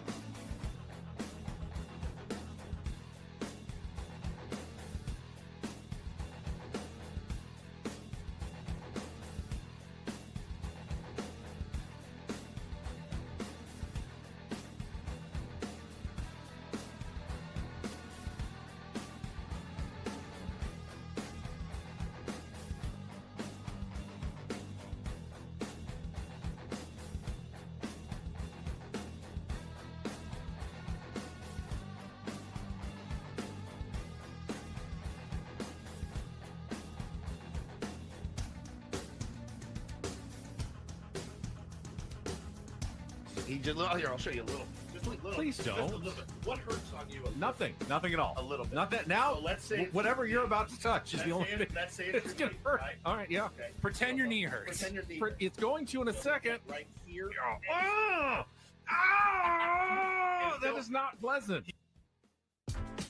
Hey, player, this is all yours. This room with this view. This speakeasy with this cocktail. Hey, could you make that too? The spa with this. Ah. And this pool on this roof. This is all for you. The all-new Hamul Casino Resort, now open.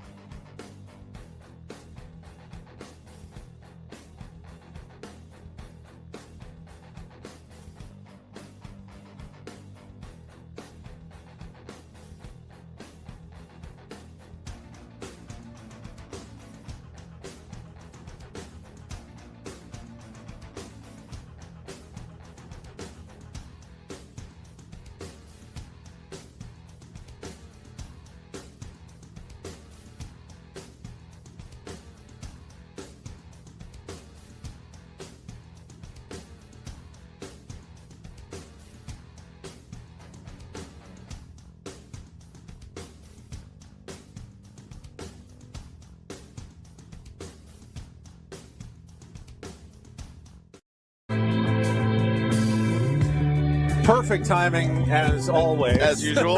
Just as we come back from the break, Baja Rick has provided a little breakfast. We got breakfast tacos, breakfast burritos. Come on down and enjoy some opening day breakfast. I got the burrito, which I will get to look at for the next 20 minutes. We're actually going to take a short break. We'll be right back at it. 97.3 The Fan. Make some noise. But come on down and enjoy some of the food and drink specials yourself here at Baja Rick's Cantina in the Gas Lamp, where we're located right between the Omni, the Hard Rock, the trolley station. You can see the convention center off to our right here. And if you're here in person, you get to enter our prize drawings. Each hour, we're giving away more prizes. Next up is the belt bag and the tickets to Monday's game. Okay. So you get that chance. But the grand prize at the end of the show, the autographed Manny Machado baseball bat. Maybe one of the greatest prizes we've ever had. No doubt. At a remote broadcast. So looking forward to that. But you got to be in person. You got to put your name in the hopper. You got to be here at Baja Rick's for your chance to win. So if you're listening now, you still have a couple hours to get down here and enter your name into our drawing. And you know, somebody said, what if I win the bat? I can't take it in the game. And I said, listen, give it to me. And I mean this. I'll bring it back to the station. We'll keep it at the station. You can come pick it up. Yeah, I was going to say, we will be able to do We'll be able to handle it for you. I got breakfast tacos. I didn't order. They didn't come. I don't want yours. No, I don't want yours. I haven't touched them. I don't want yours. You want the last one coming out of the kitchen because you can't eat it right now. Yeah, that's good. We've got an entire segment. You're smart. Here comes your tacos, of course. Yeah, they look really good. I know it's opening day. It is also the day of the Sweet 16. All if right. anybody What cares. are you doing, Ben? Are you effing kidding me? Oh my Are you God! out of your mind? Really? I can't talk.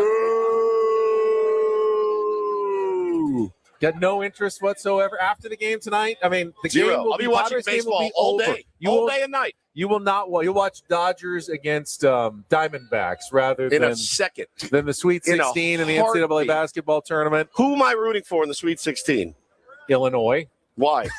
I mean, I have zero rooting interest in this whatsoever. It's Why? baseball. It's opening day. I'm ready to rock. St. John's plays tomorrow. I root for St. John's. I'll And watch we'll them pull tomorrow because Darren Smith. Cornhuskers, exactly. Nebraska. No.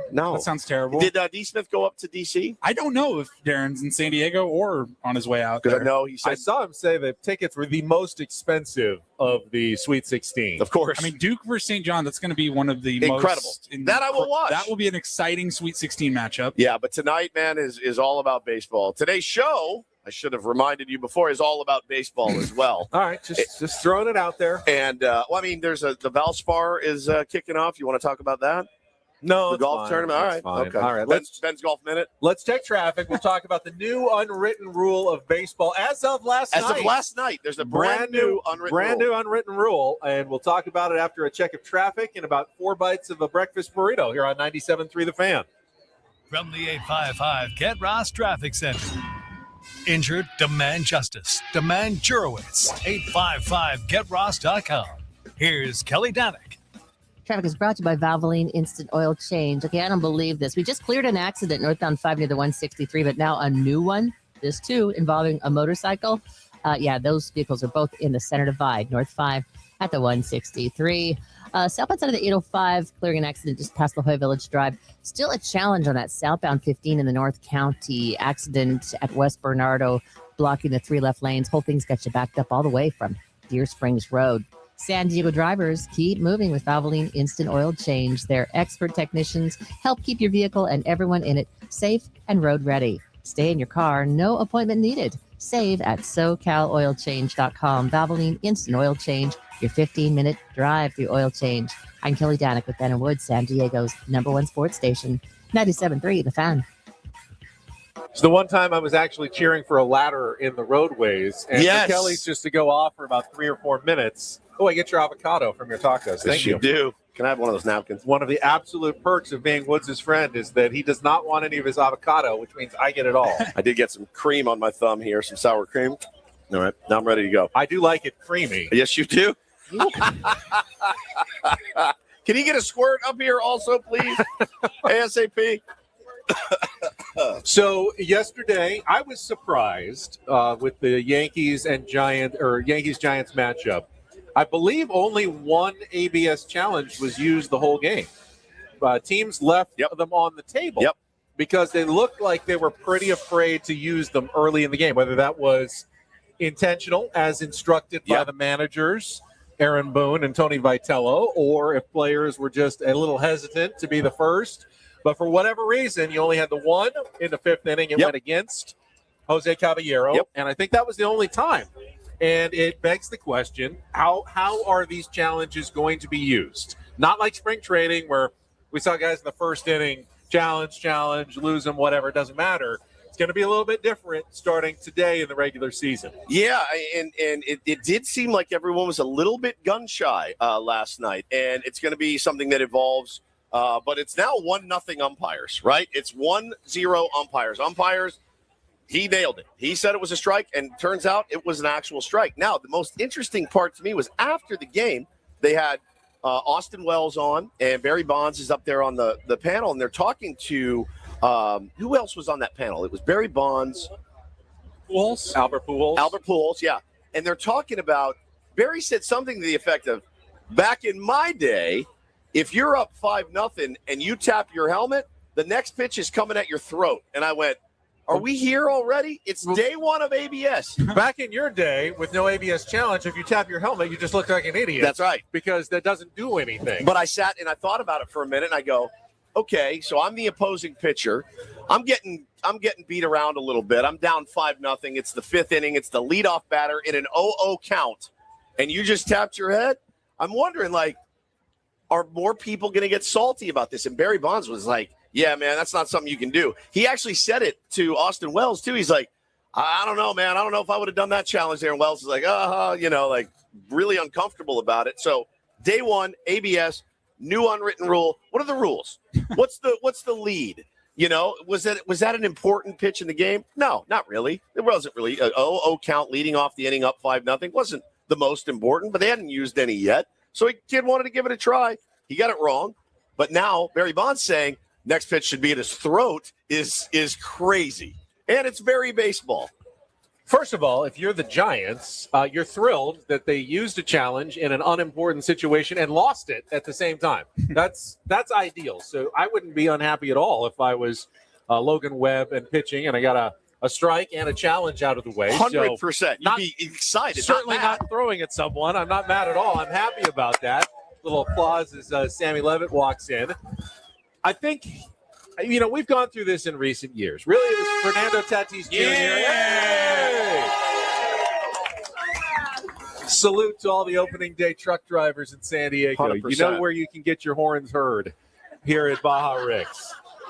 I think this all started with Fernando Tatis Jr. swinging at the 3-0 pitch during the pandemic, with the lead in Texas. Big lead. A big lead and hitting the grand slam. Yeah. And we had the whole Jace Tingler situation. Eric Hosmer. Yeah. But since then, I think it's really started to change the other way. Yep. As long as the game is not 100% decided. Correct. I mean, if it's 12-1 in the ninth inning, don't challenge. Don't steal bases. That's fine. Sure. But as long as the game is not 100% decided, and it's only the fifth inning, I don't care if it's a 7-0 game. It's fifth inning. The game is not over. Yeah. You are playing to win the game. And if that means you think a challenge is warranted and in the best interest of your team, then go ahead and challenge. Yeah, I mean, and listen, 1-0 is a pretty good count to hit in instead of 0-1. It is. You know what I mean? I think a lot of teams are going to say, don't wait until there's two strikes. Right. That the at-bat can truly be changed. I mean, it nicked the corner, and the catcher had to come across. He backed up. It was a rising, up and in fastball, and it looked like a ball, to the naked eye, but it did catch the corner, so that's going to be something to watch. But I just found it interesting, man. I don't know where that stems from. I don't think it's disrespectful to the pitcher to challenge an umpire. Right. And but hey, Lan, baseball players are weird. And you have umpires who are already sounding off saying, hey, you're just going to be embarrassing us. We don't care. Yeah, we don't care what you think. Now, one thing I did hear yesterday and is going to be a hot topic around baseball when it comes to the ABS is the high strike. Yeah. Because when the players were measured, they were measured standing straight up. So no matter how much you crouch, your strike zone remains in the same place. So you may think that was chin high when it went by me, but that's not where you were measured. So players, I think, are going to be discouraged, especially from challenging pitches up in the zone. Now, maybe down, you've got an idea inside out, but up in the zone in particular is going to be the most difficult one for batters to really understand what is a strike and what is not a strike at the beginning, at least. Would it be embarrassing to baseball if at the end of the year, because they're going to have a running tally of this, would it be embarrassing to baseball if at the end of the year the umpires smoke the players? Smoke them. 70% we were right, 30% you guys were right. I mean, it was about 55-45 in spring training to the umpires. To the umpires, yeah. And Craig Stammen said yesterday, I asked him, what did you learn about ABS? And he said, I learned the umpires are pretty good at what they do. They are. Glad to have it in case of mistakes, but for the most part, umpires are getting it right. Yep. Let's bring our friend regular season Sam Levitt into the conversation. Sammy Levitt returning for his fifth season as Padres pre- and post-game show host here on 97.3 The Fan. Welcome back to another season, Sam. It is good to be.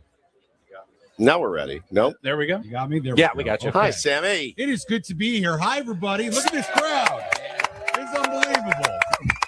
I think I've stopped by Baja Ricks every year you've done this, and this is no doubt the biggest crowd I've seen at 7 a.m. So this is pretty incredible. It's the best day of the year. This is what it's all about, right? A clean slate, a new beginning. You're ready to ride the long journey of a baseball season, and hopefully it ends with a World Series title for San Diego. 100%, Sammy. Good to be home. It's great to be home.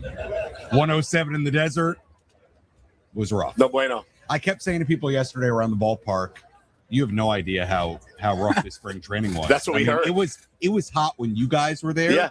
Now imagine that at legitimately 105, 106, 107. It's unbelievable. It was crazy. So AJ Preller told me yesterday, I like the heat, and it was smoking us out. hot. We were ready to get home Too after the intense heat wave at the end of spring training. Now, Sammy, what were the total expenses for the trip? Just so we all know, we can all get on the same page here. Well, here's the tough part is that I put mileage in the expense report. I do too. Now, I did not tally up the food expenses, but I'd be willing to bet based on the first 4.5 weeks or so, probably a little over $1,000. That's it?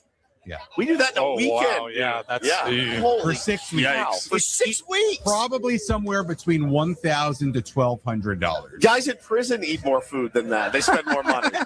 Holy cow. Sammy, your next social media video should be on how to stretch your budget, your food dollar budget over 6 weeks for under $1,000.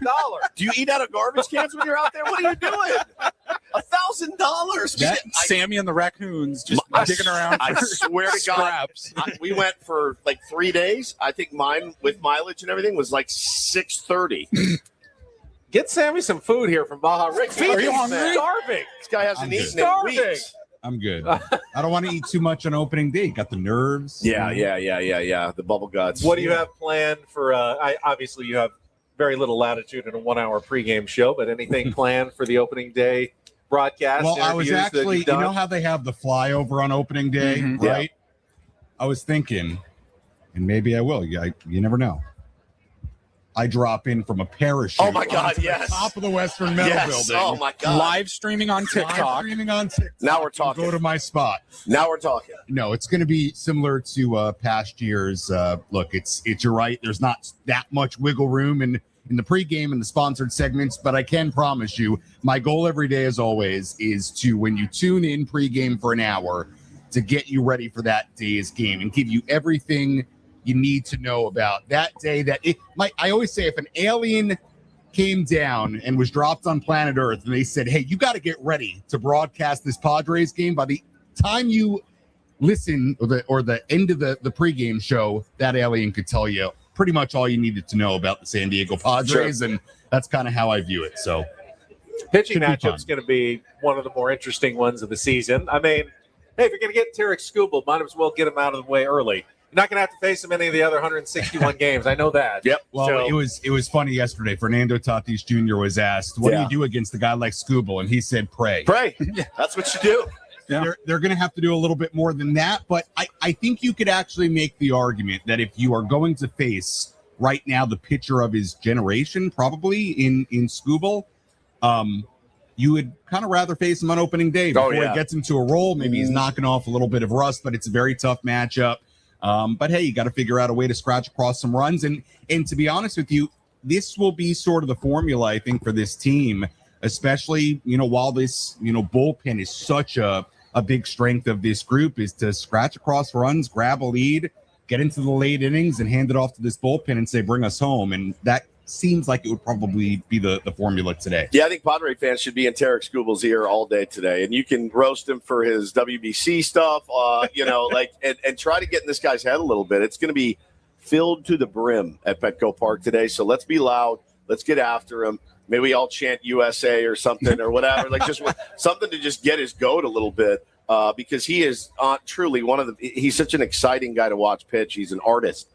Which is why he's won 2 Cy Youngs. It's why he's probably going to be the first pitcher with $50 million a year AAV here coming up at the end of the season. Have fun at Uniqlo Field pitching next year with that team in blue. But let's get him today. Yeah, and I also think that we should focus on the Nick Pivetta part of today. Yep. Nick earned this start. He was so good last year. I was doing my prep last night, and you forget just how dominant he was. Like, he made a start in Detroit last year, only start he made against the Tigers.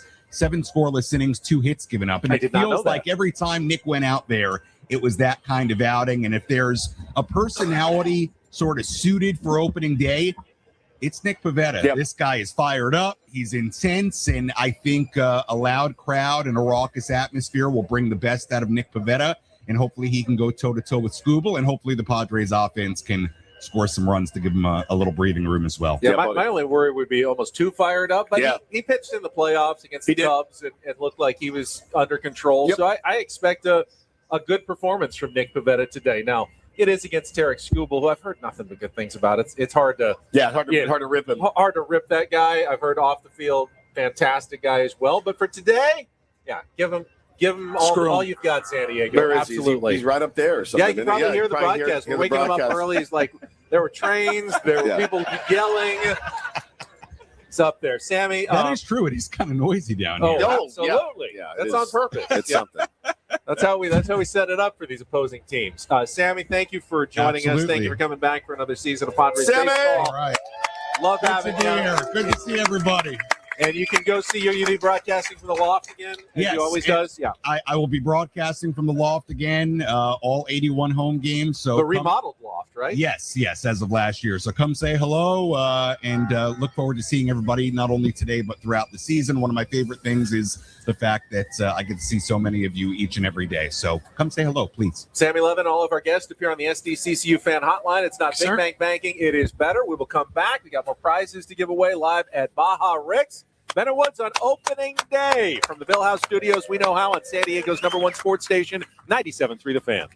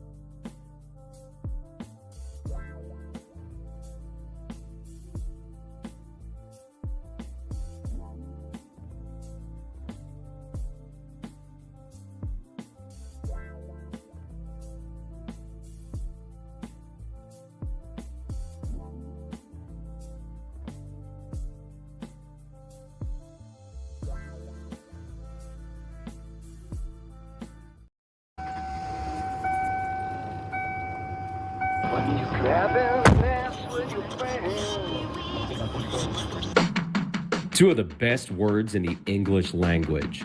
Opening day. Everybody is in first place. Nobody is slumping. Everything is possible. The journey is beginning, and the long road ahead is filled with nothing but possibility. We're going to show up and tune in, experience things we've never seen or heard before. We will scream and laugh, and our eyes will feel like they're going to pop out of our heads, and no matter what happens, we will always sign up for more. A game yesterday, a game today, another game tomorrow, and the day after that, and again after that. 162 of them over and over throughout the entire summer, from coast to coast. Early mornings and late nights and rush hours spent. This team, this sport by your side. Nothing that happened before today matters. We take our first steps of 2026. Our eyes look up and our ears lock in, because today is opening day. But Tier 1s, before Tony and I do our thing, you do yours. Because while the two best roads might be opening day, the three best are Ben and Woods. Do the show, bitch. I love that. Oh, that was amazing. Thank you to the great Jesse Agler. I didn't really get to hear the whole thing. Paulie put that together with Jesse Agler. You said he basically came up with the entire script himself. That was incredible. Yeah, I texted him last week when I had the idea of bringing in some help. And I love doing a big special opening day show open. And I thought, you know what? Let's try something different. Let's get a little cameo action going. And so I reached out to Jesse, and I just gave him the brief premise of the idea. I just said, little message for the Tier 1s on opening day, because they all listen to you 162 games a year. But we want them to tune into us first in the morning. And he goes, done. And a few days later, he sent that over, and he goes, let me know if you had any notes. I go, dude, you crushed it. Are you kidding? That's straight to air. I didn't have to do a thing. Yeah, we don't give Jesse No, Agler I was just going to say, we don't give Jesse Agler notes. No. Apparently, there's a lineup out. Line up. Where is Craig it? Stammen's very first lineup. Here we go. As Day one. manager of the San Diego Padres. How about this? What is he thinking? Oh, my God. What is going on? Should have hired.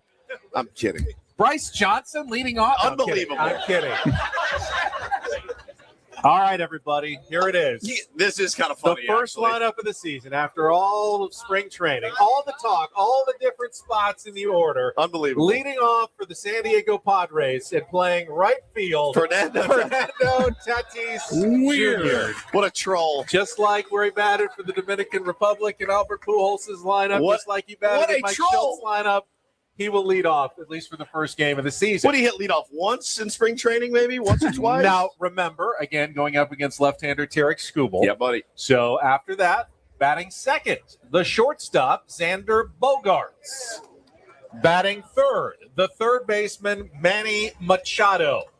Batting cleanup in center field, Jackson Merrill. Batting fifth, the designated hitter for the Padres, Miguel Andujar. Batting sixth, the first baseman for the Padres, not Nick Castellanos. No. It's Gavin Sheets starting getting opening the start. day. Good for him. Had a red-hot spring. He's going to get the start on opening day. Lefty. Batting seventh, the left fielder, Ramon Laureano. We saw him in ninth a lot at the end of spring training. He's going to bat seventh. Batting eighth, the catcher, Freddie Fermin.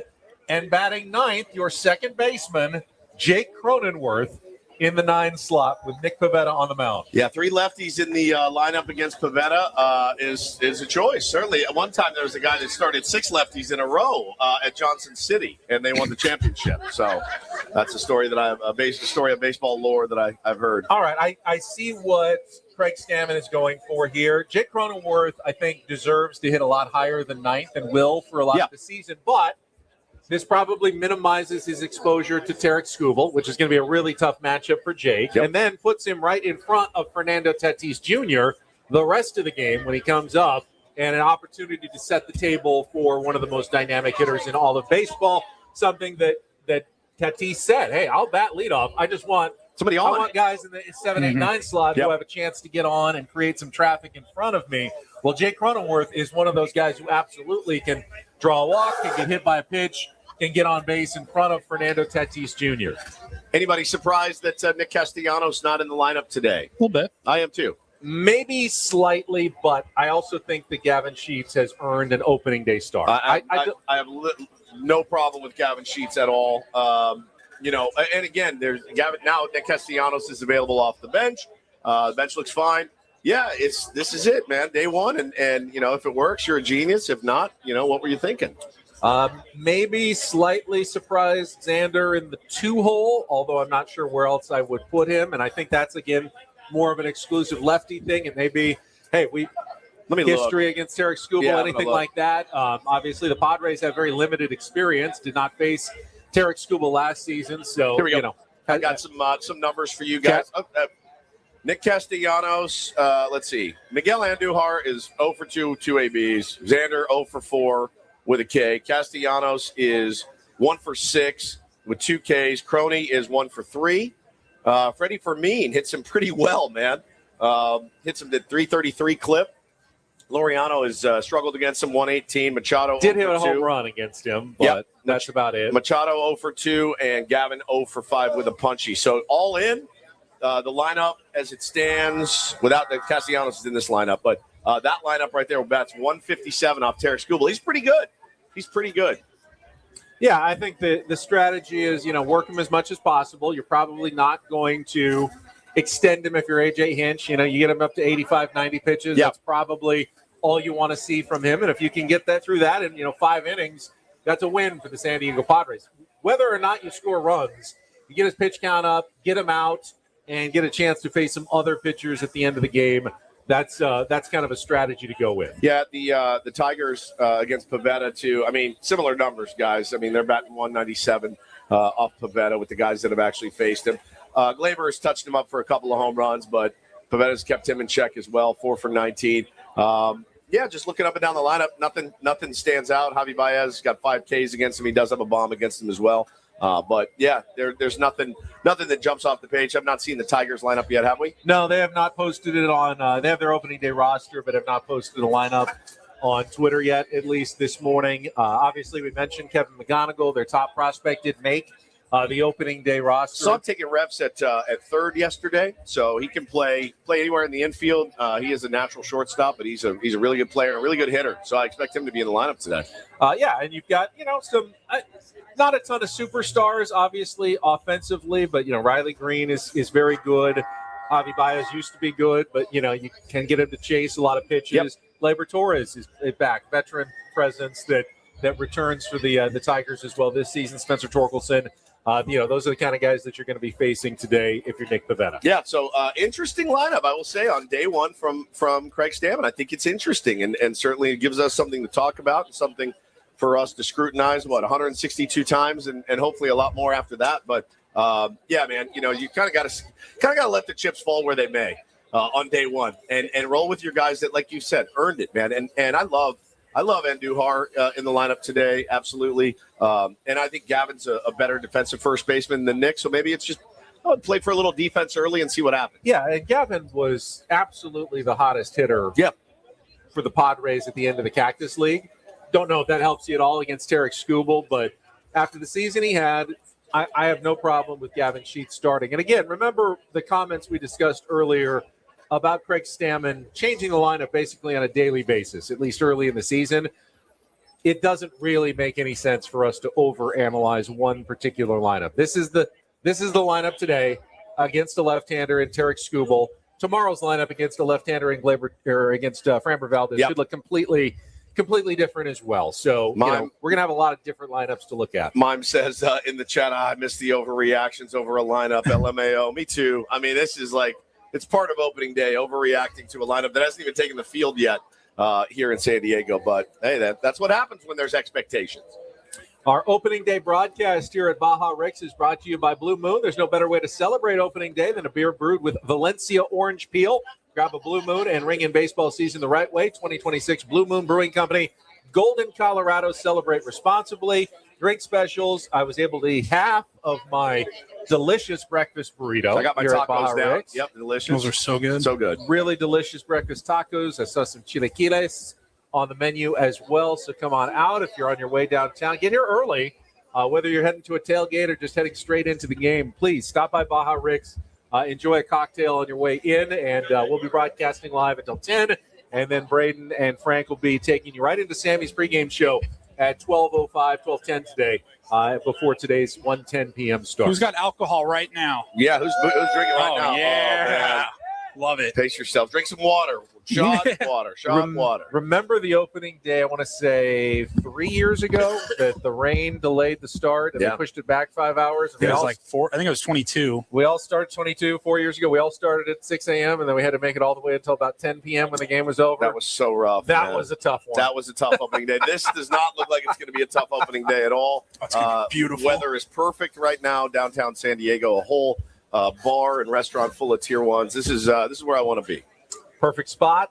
Perfect, hopefully, start to the season for your San Diego Padres. So when you're out of here today, you do have a little time, and then you will be heading to the Marriott. Yeah, we got just a couple blocks away. We'll be doing live broadcasts after the game, 4, 5, 6 o'clock news tonight. Okay. I'll mostly just be wrapping up what happened in the game today, which is nice. Hopefully, I'll have some good highlights. And you can see the field from the rooftop. We're going to be down at the Soleil Lounge, 6th and K in the corner. So watch on TV. Because at that point, fans will be coming out, so you get all the Padres fans walking by, hopefully celebrating a win and, screaming at me as they walk by. Yeah. Yeah. They've nine beers in or something. How many hugs have you given out today? Yeah, how many hugs? I got Chris Foster one there. Probably like 6 that's so pretty far good. this Not morning. bad. That's pretty good. You got to get those numbers up a little bit. Got to pump them up. Well, I'm going to have to make a trip to the Banos here Make sure to fairly soon. Grab him for a hug when he walks by. Yeah. He loves I'll have that. to go through the gauntlet on my way back there of the tier ones. I see them all waiting and stalking. I pretty much stayed behind our security table, so far, but I will have to venture out at some point because I can't hold it all the way to the end of the show. He's such a sweet guy. Yesterday, I called him, and we don't chat on the phone a ton because, well, we all know how he chats on the phone. And great, absolutely. All right, talk to you later. So I called him to see how it went. To thank him and Paulie again for going down there. I wasn't feeling great yesterday. Went home and rested. Didn't feel much better today. Much better. And he goes, so he answers the phone and he goes, I was just talking to AJ Preller when you called and I had to cancel my conversation. I go, why would you pick up the phone? That's on you. You're telling me you left a conversation with AJ Preller to talk to your old pal Woodsy. I did. That's unbelievable. We were sitting right down the first base line. And we were chatting about things. I'm not going to repeat some of the things that AJ Preller said. Oh, easy. And then my phone buzzed, and I saw it was my good pal Woods. He was talking about the Knicks or something? Yeah, talking basketball for sure. And as I was reaching for the phone, Josh Stein, who is the assistant general manager, walks over with his phone pointing at AJ like, you need to take this. So I thought this might be a good time to actually bow out and talk to Woods. So, Lucas Giolito's agent is right here. Well, I like the story of you made me more important than AJ Preller. I did. Kind of, but not really, as it turns out. Well, I was hoping to answer and then put him on the phone. Talk to you. The three of us. He doesn't want to talk to me. He never texts me back ever. He's always nice to me in spring training, but he never texts me back. He's excited, though, as he always is before opening day. Yeah, I think he's done a great job. We'll see what happens, man. But, Mime says, no disrespect. I'd snub you for Preller. 100%. I would have snubbed you if I was talking to AJ. Fair enough. What does this guy want? It does make my heart race, though, when I have to call Ben or when Ben calls me. It is like. When I call you, you pretty much think. It's panic. I'm like, who died? I'm trying to wonder if Ben has ever called me. Ever once.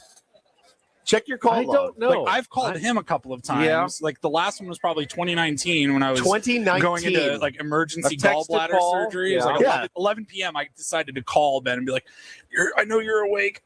I'm in so much pain. I'm going to the hospital. I won't be there tomorrow. Okay, fine. Good. All right. Well, you're good.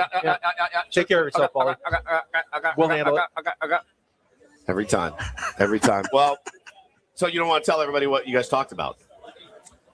No, I mean, I can tell you what I said. Yeah. I mentioned our conversation on the air about potentially extending Adrian Morejon. Okay. With the new ownership group coming in. Said that was, something a new ownership group could do that would make a big statement. And then AJ did the AJ thing, and he kind of thought, well, what about a gigantic trade for a superstar player?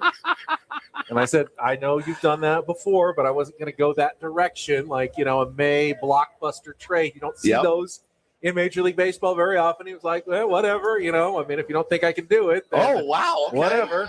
Yeah, he So- was. He's a tester. I think he was testing you, Of and I think course. you were smart to sniff it out. He did it to me with Francisco Lindor many, many years ago, and I thought I had the scoop of the decade because he looked me dead in the eye and he goes, "You think that was good? Wait till I trade for Francisco Lindor." And I run back to Ben and Paul, and I'm like, "Oh my God, did you trade?" And they're like, "Oh my God, did we say something?" Obviously, we didn't, and he didn't. We would have looked like buffoons. So you don't want to say the name. I'm not going to say the name. All right. No, I think I'm going to hold on to that one. Not But if Francisco Lindor. if it does happen, Then one you'll day, say, I will told you so. I will absolutely go. I was actually warned about that one. Yep. And I didn't say anything to protect AJ's secrecy. That's excellent. All right, we're going to take a quick time out. It is Thursday, Throwback Thursday, technically, even though it's opening day. So we need a contestant for Real or Fake. Does anyone want to play a live game of Real or Fake for a chance to Got a couple qualify for a trip to Las Vegas? All right, Woods has just picked a contestant. So when we come back, we'll play a little Real or Fake live from Baja Rick's Cantina in the Gas Lamp. I just got a text from Tony Gwynn Jr. Good morning, Ben.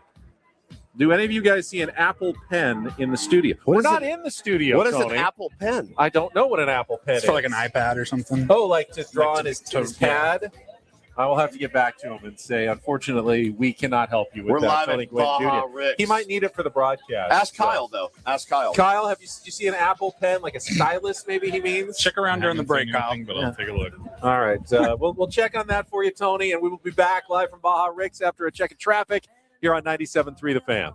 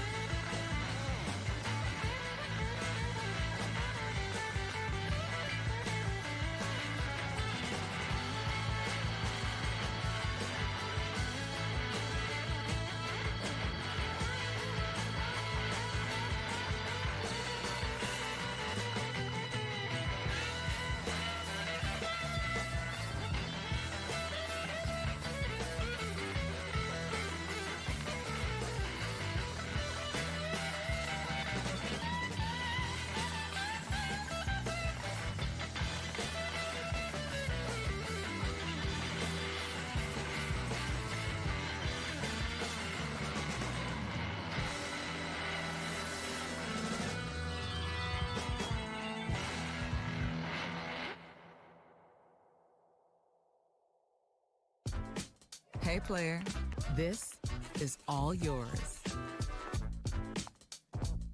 This room with this view. This speakeasy with this cocktail. Hey, could you make that too? The spa with this. Ah. And this pool on this roof. This is all for you. The all-new Hamul Casino Resort, now open.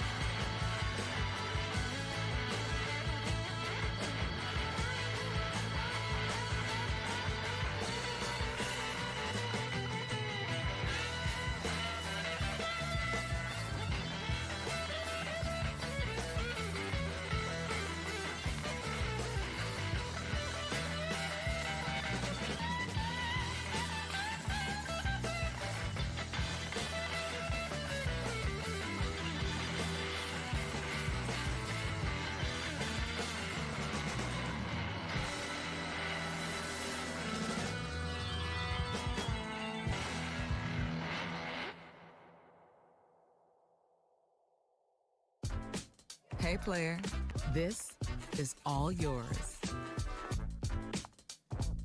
This room with this view. This speakeasy with this cocktail. Hey, could you make that too? The spa. Our live opening day broadcast from Baja Rick's in the Gaslamp continues. Tier 1s are packing the place. Somehow, during the last commercial break, a very small cup of water has been placed in front of me. Tiny little cup of water for you. Tiny little cup of water. Cheers to both of you. Happy opening day. Let's get it going right here. Stings the nostrils. Stings the nostrils. Here we go. Right down the hatch. That is delicious. Smooth. Oh, boy. Very good.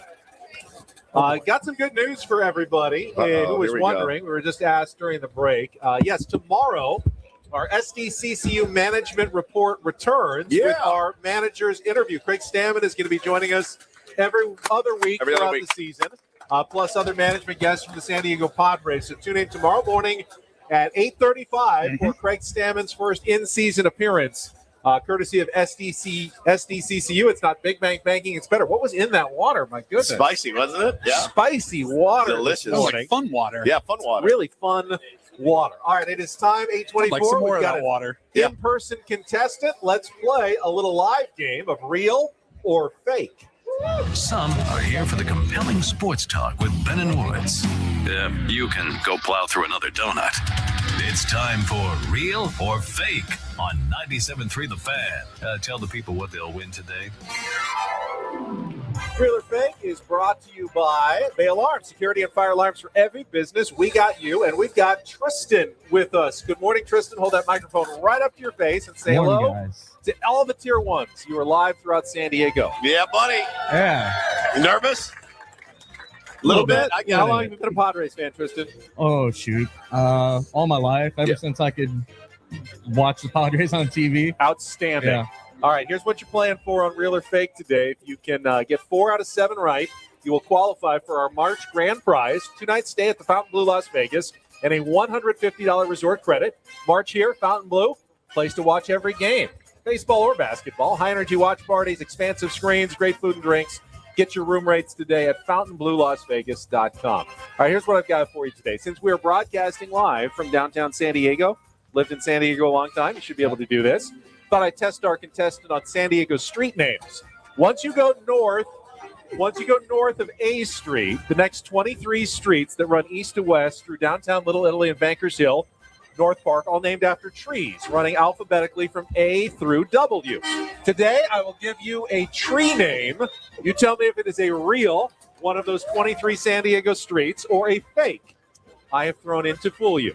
You ready to play? All right, Let's do Tristan, round number 1. Real or fake San Diego street? Oak. Real or fake? I mean, not a lot of oak trees around. I'll go fake. Yeah, It's going look fake. at you, buddy. Ding. Ding, that is correct. Olive is the name of the O Street in San Diego. You are 1 for 1, sir. All right, let's go to round number 2.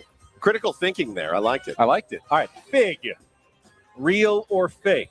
Fig Street. Fig Street. The people are saying yeah. So They're I'm gonna saying go yes, you're real. going with the people. You know what? The people are were wrong. They're Oh, always no. wrong. Fir Street. Fir, Big not Street big. in San Diego. That's okay. We are 1 and 1 as we go to round number 3. Pine Street. Pine Street. Real or fake? I I'm hearing don't both think out I've seen there. a Pine Street. No? No, we'll go fake. Fake. boy. The P Street is Palm Street. You are correct. It is fake. You are halfway home to a win today. All right, let's go to round number 4. Redwood. Redwood. Real or fake? Real. Oh, look at all you people You helping guys. them out. Absolutely real. All right, we are 1 away from a win. Maple Street. Real or fake? Maple Street. I'll go real. It's going real. We got a winner, ladies and gentlemen. You know what? 309s are better than 1. That's right. Congratulations, Tristan. You have won today's game of Real or Fake. Somehow, Polly will get your information, and we will put you into our grand prize drawing. Thank you, and go Padres. Celebrating your win.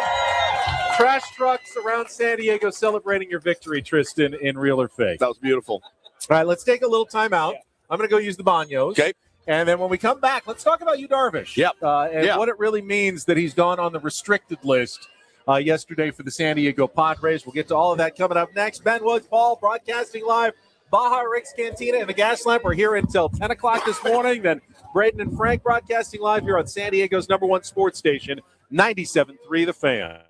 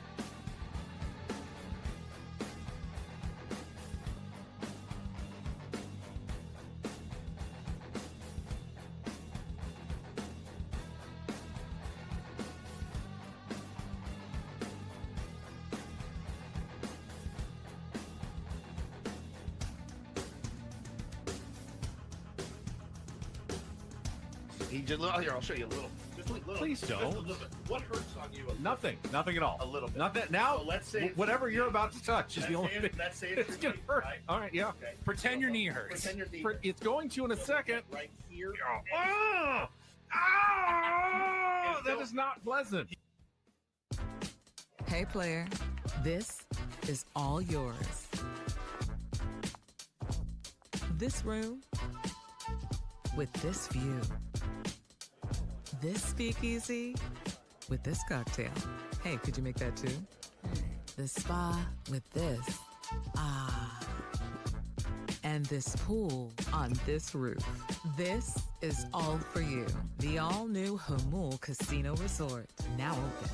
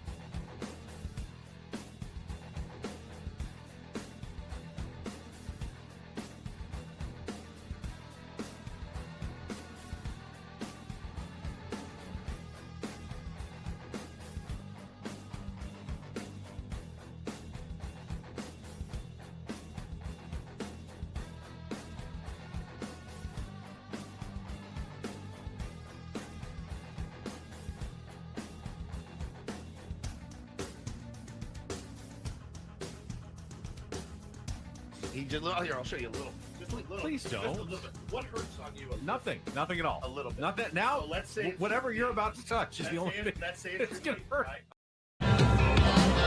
Our host is in the building. Hey, can everybody give a big round of applause? I think he just walked inside. Baja Rick is here. Yeah. Baja Rick. The GOAT is here. Take a bow. Getting some work done.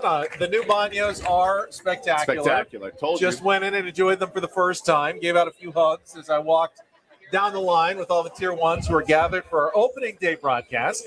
This hour on 97.3 The Fan is brought to you by GL Pools, the company trusted by thousands of San Diegans to keep their pools sparkling, swim-ready, and expertly maintained. Call GL Pools now and say radio for a free month of service. So my tally so far, here's what this is the bounties in which I've been blessed this morning. I've got 3 T-shirts. I got 4 cans of Zin. I got some Santo tequila. I got some baseball cards. Wristband. I got my wristband. I'm literally making out like a bandit today. Breakfast tacos. Breakfast burrito. It was absolutely delicious. Got the wristband on. It's unreal. Thank you guys. You're so generous and kind always. My latest T-shirt says, if I thank Romy for this one. No, so good. Did I impress you with my vast sports knowledge? Yeah. This is the best line of all time. I'm not sure where this is the appropriate spot to wear it. Like, is it every day? Where did that come from again? Yeah, that was overheard at a table at a gentleman's establishment from our Benny Higgins, and I thought, well, that's the greatest line I've ever heard. And man, you made her very happy that night. She's still talking about you, my friend. She is still talking about you. She's actually never made that much money in a week. She's like, this is the greatest night of my life. Who would have thought it? We are going to be talking about you this segment as well. Segway King, you Darvish, and we will get to the news right after a check of traffic here on 97.3 The Fan. From the 855 Get Ross Traffic Center. Injured? Demand justice. Demand Jurowitz. 855GetRoss.com. Here's Kelly Danick. Traffic is sponsored by Valvoline Instant Oil Change. Still a real struggle for you in that southbound 15 in the North County. At West Bernardo, crash blocking the 3 left lanes. Whole mess sketch backed up from Deer Springs Road. And why should South 15 have all the fun in the North County? Now we get a crash on southbound 5 right around Cannon. It's in the second lane from the left. Up ahead before Loma Santa Fe, reports of some glass debris across lanes. Westbound King Freeway jumping into the act just before Home Avenue, collision in the center divide. We still have this accident involving car and a motorcycle northbound 5 right before Park Boulevard. It's in the center divide. San Diego drivers keep moving with Valvoline Instant Oil Change. Their expert technicians help keep your vehicle and everyone in it safe and road ready. Stay in your car, no appointment needed. Save at SoCalOilChange.com. Valvoline Instant Oil Change, your 15-minute drive through oil change. I'm Kelly Danick with Ben & Wood, San Diego's #1 sports station, 97.3 The Fan. Well, some news yesterday with your San Diego Padres as Yu Darvish was placed on the restricted list. Yep. First of all, what does that mean? Well, Yu Darvish going on the restricted list means he will not be receiving his salary from the San Diego Padres. Unreal, man. He will not be on the 40-man roster, and you can leave him on the restricted list indefinitely until you remove him and can re-add him to the 40-man and start paying him his salary again. Of course, this was not in any way something that Yu Darvish had to do. He is out for the season with Tommy John surgery. May or may not resume his big league career when that is done, but absolutely could have gone through his rehab just like any other player would and received his entire salary during the course of the 2026 season, as he did the rehab that he has to do anyway. So in my mind, this is Yu Darvish doing what he just thinks is the right thing, the right and honorable thing, and just going, you know what, I'm just going to go on the restricted list. I'll make my decision about my career when I get healthy again, but I don't want to be on the payroll for the San Diego Padres while that happens. It takes a special person to do something like that, a very special person, and Yu Darvish is definitely that type of special person. I think, Anthony Rendon comes to mind, Chris Bryant, those guys come to mind. Get every nickel. Every 15th of the month, $7 billion hits their account, and, they're not on the field. And being injured sucks, and not being able to help your team is terrible.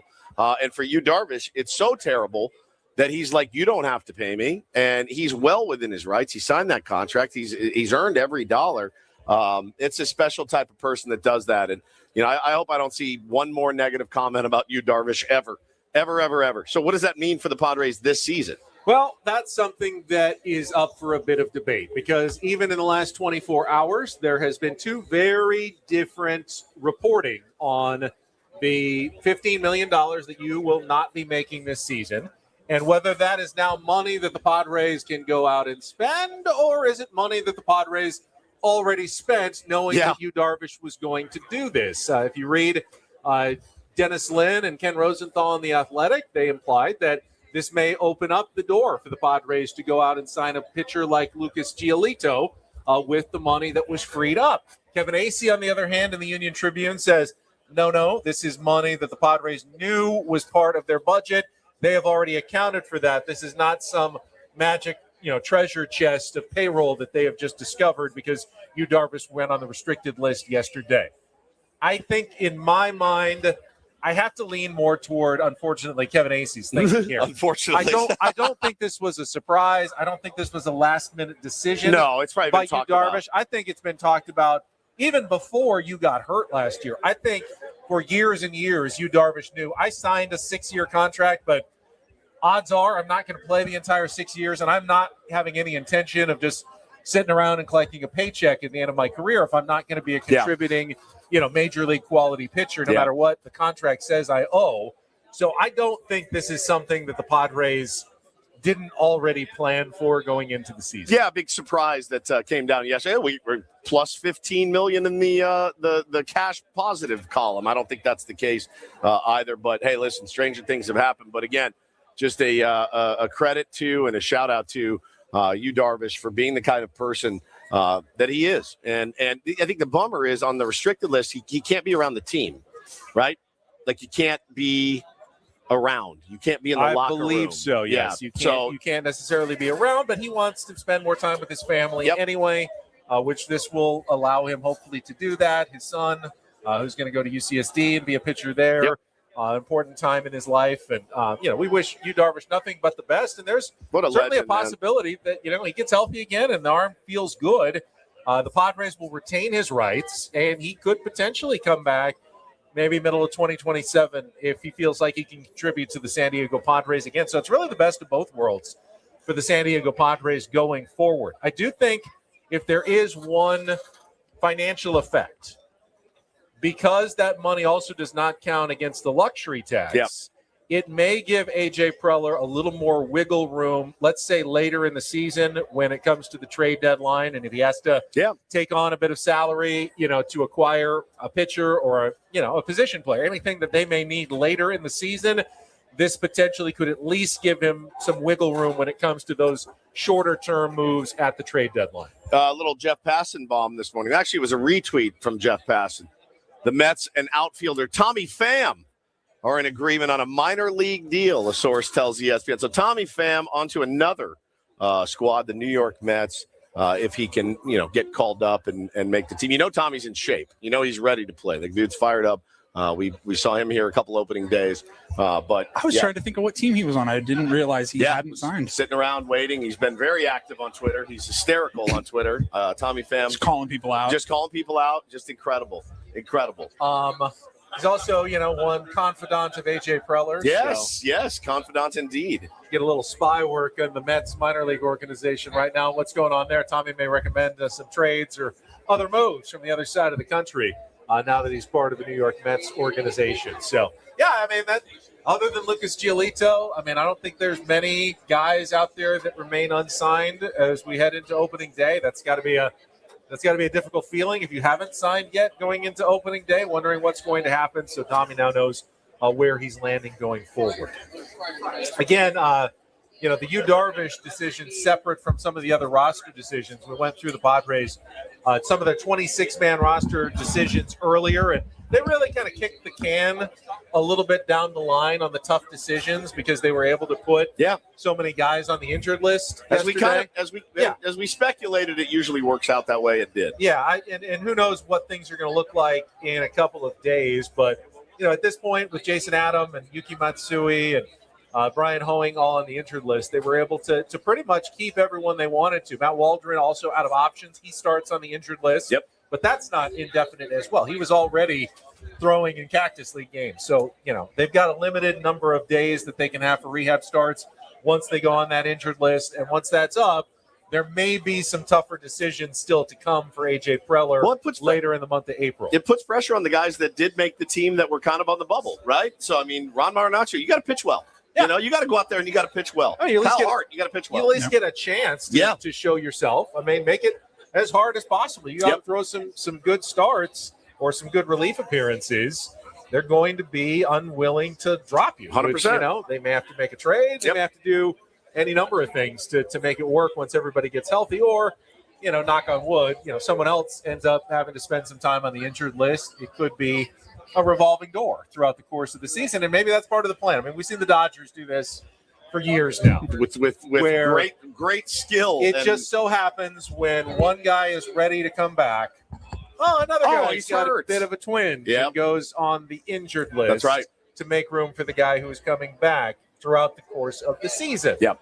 You know, they make sure that it works out that way so they don't have to lose players to waivers, you know, and pass them through potential claims from other teams. Yeah, it's time to get smart and do things that way. But, you know, for now, it looks good on the offensive side. No surprises with the end of the roster. Bryce Johnson making the team as the final outfielder. Luis Campusano was the second catcher, as we really were led to believe all spring. Didn't have a great spring, but he's going to get the first opportunity to start behind Freddie Fermin. Yeah. How many times a week do you think that Luis Campusano will be in the lineup at the start of the season? Like two. Twice? Yeah, twice. So 4 Freddie, 2 Campy is your ratio going forward? Yep. I think that's probably right. I do feel like learning at the feet of Salvi Perez that Fermin, and the fact that he's been a backup and probably has some extra legs from all those years, might be able to start not 140, but like 115, you know, more maybe than a normal catcher would over the course of the season. But you also don't want Luis Campusano to rot. I mean, this is your last chance, last year of arbitration eligibility. You need to see what Campy's got. So he's going to get some opportunities at least early in the season. Yeah, no question. You guys getting rowdy out there at all? Want to do another shot? Anybody got a little tequila in front of them? Just in this segment alone, we've been given a half shot of tequila, a full shot of tequila. I poured that into the full. I don't know that I can get that. That's like a triple shot of tequila. A vodka espresso martini from Smile Spirits. I had a sip. It was nice. It was nice. I do have to pace myself. This is a very long day, and I still have another job to go to, but I'll do another. You'll do another little one? I don't know if I can get this whole thing down. Cheers. You better not. You did. Congratulations. We still have an hour I'll go back for round 2 plus of this show remaining. We also have more prizes to give away. You have to be here at Baja Ricks to win. Man. Coming up at the top of the hour, we'll give away the Xander Bogaerts bobblehead, which is one of the giveaways from the San Diego Padres this season. And then at the end of the show, the Manny Machado autographed baseball bat that is sitting right in front of us. Maybe the best giveaway we've ever had at one of our remote broadcasts. But we'll draw a name. You have to be present to win. You have to be here at Baja Ricks and put your name into our hop. I just want to tell you I love you, man. Thank you. I knew this was coming. He gets very touchy-feely. Oh, here it Benny, goes. you are looking hot today. Me too. Me too. Me too. Sweet baby. Hey, just pretend I'm that girl from Explicit sitting on your lap. Not that hard, actually. We weigh about the same. That's about right. You're mean. You're mean. You're mean. What else we got today in Major League Baseball, Woods? Just to change the topic suddenly I have no idea. dramatically. None. Is there anything else happening besides the Padres game? There are 11 games in Major League Baseball today. Not everybody started. Obviously, the Yankees and Giants played last night. They're off today. Most teams will get started tonight in Major League Baseball for their first games of the season, but not everybody gets to play today, which kind of sucks. I would hate to be one of those teams that has to wait until Friday for your opening games. Yeah, give me the schedule. Here's your lineup starting at 10:15 a.m. Pirates at the New York Mets. Paul Skeens against Freddie Peralta. So the new acquisition for the Mets against the Cy Young Award winner. White Sox at Brewers. Jacob Mizorowski, Miz, getting the start for Milwaukee. The Nationals will be at the Chicago Cubs. The Minnesota Twins at the Baltimore Orioles. Garrett Crochet and the Red Sox visit the Cincinnati Reds. And Andrew Abbott, remember when the Reds always got to play the first game? It was like at 9:30. 9:30 in the morning. On opening day. You'd wait and you'd watch the Reds game because you were so desperate for baseball. You got the Los Angeles Angels visiting the Houston Astros. The Texas Rangers will be in Philadelphia to take on the newly re-signed Christopher Sanchez and the Phillies. Tampa Bay is in St. Louis. The Arizona Diamondbacks visiting the Dodgers at Uniqlo Field. And the Cleveland Guardians will play in Seattle. Tanner Bybee against Logan Gilbert. Pretty good pitching matchup to wrap up the day. Yeah, I mean, this is day one. You're going to get all your best guys, man. Yamamoto and Gallen will be good. I mean, Dodgers are – oh, my God. Look at the line on that. L.A. minus 286 on opening day with Yamamoto on the bump. Holy smokes. By far the highest line in baseball. Yeah, look at that. Chicago and Washington's pretty high, too, minus 252 to the Cubs. Scroll up to the very top. Yeah, that's it. Oh, yeah. Minus Biggest 286. favorites of the day. Oh, my gosh. And then if you're a fan of the Sacramento Athletics, the Toronto Blue Jays, they play tomorrow. The Rockies will play at the Miami Marlins tomorrow. The Kansas City Royals will play at the Atlanta Braves tomorrow, as they all have to wait until Friday for their season opener. The Tampa Bay Rays, they're back at Tropicana Field, right? They're starting on the road in St. Louis, but they're back out of George Steinbrenner Field at the Trop. and back at the Trop this season. So we're all in that interesting conundrum on day one. I mean, you want the Diamondbacks out of this thing. You want it. You think the Dodgers are going to win the West. You think they are. And day one, you're like, good, just decimate the Diamondbacks. Let's start breaking thought that last year, though. I know. The Padres had every chance to beat the Dodgers last year. Last year's gone. It's this year time now. We'll see if we can flip the script a little bit. But when it comes to wild card, the Giants, the Diamondbacks. I loved watching the Giants lose last night. They're kind of more of the dangerous teams to keep you out of the playoffs. 100%. So, you're cheering against the Diamondbacks and the Giants most of this season. Yep. You're cheering against the Brewers. You're cheering against the Reds. Yeah. Cheering against the Braves and the Mets. All right, we got 1 hour to go. Final hour. Our live broadcast from Baja Rigs continues. Tier 1s are out in force on opening day on San Diego's #1 sports station, 97.3 The Fan.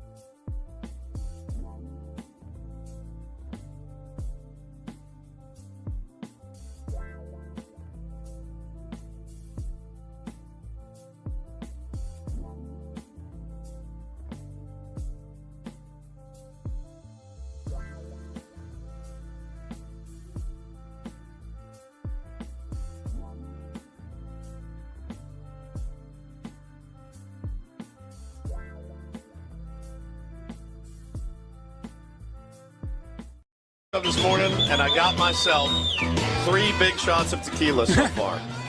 That's dangerous. He just leaned over and he goes, "Hey, be careful." That's a lot of tequila. I said, "You don't know who you're talking to, I buddy." do know who I'm talking to. I know That's right. exactly. Let me ask you a question out there, Tier 1s. How many of you noticed the San Diego Padre who just walked by? What? Wait, really? Yeah. We got a couple who saw him just out there a moment ago. Who was it? And no one even noticed Ty France walked right by the broadcast on his way into Petco Park. I'm so disappointed. Too much tequila for everybody this morning. I am drunk. How do you not stop when you see this? Oh, my God. He's like me. He walks on a mission. He's getting to the ballpark. It's his first day with his new old team. And he needed to get to the ballpark in time. Man. I hope he doesn't walk like Ben too much because that's not going to work out too well for the Padres. He's way early, man. It's only 9 a.m. He's not that tall. You know, you probably. He's big. He's a big strong. boy. Oh, he's strong, but he's not tall. He's stout. So walks along, and you may not have realized. But, yeah, we just had a San Diego Padre walk right on by during our last break. That is crazy. One of the tier 1s just grabbed me. He goes, "Hey, Woodsy, look how fat you were last year." And I go, "It's the same jersey." And I went, "All right, I'm pretty proud of myself. I look way better this year than last, man. Holy cow." Good job. Thank you. Not going to keep drinking the way you're drinking. You're going to put it all back on in one day. It's tequila. It's fine. It's calorie free. Did get a chance to talk to Ty France a little bit in the locker room yesterday. He's clearly thrilled to be back with his team back in San Diego. Obviously played at San Diego State. He and Tony Gwynn Jr. are tight. Yep. Tony was telling a story yesterday on his show about how Ty started the first week or so of spring training. He was struggling a little bit. And he says, "I never talk to players about their swings or anything, but because I know Ty, I was about to text just something I had seen, but I waited one day and then he ripped the ball 3 times and he goes, 'You're good.' I texted him nice swings today." So glad he good didn't, ass, right? he said, and Ty was like, "Thank you very much." And since then, he actually performed quite well in spring training and earned one of those last spots on the team. He's valuable, man. So he's gonna probably get in a little bit at third base as they try to get Manny Machado off his feet a little bit more, especially with Sungmun Song on the injured list to start the season.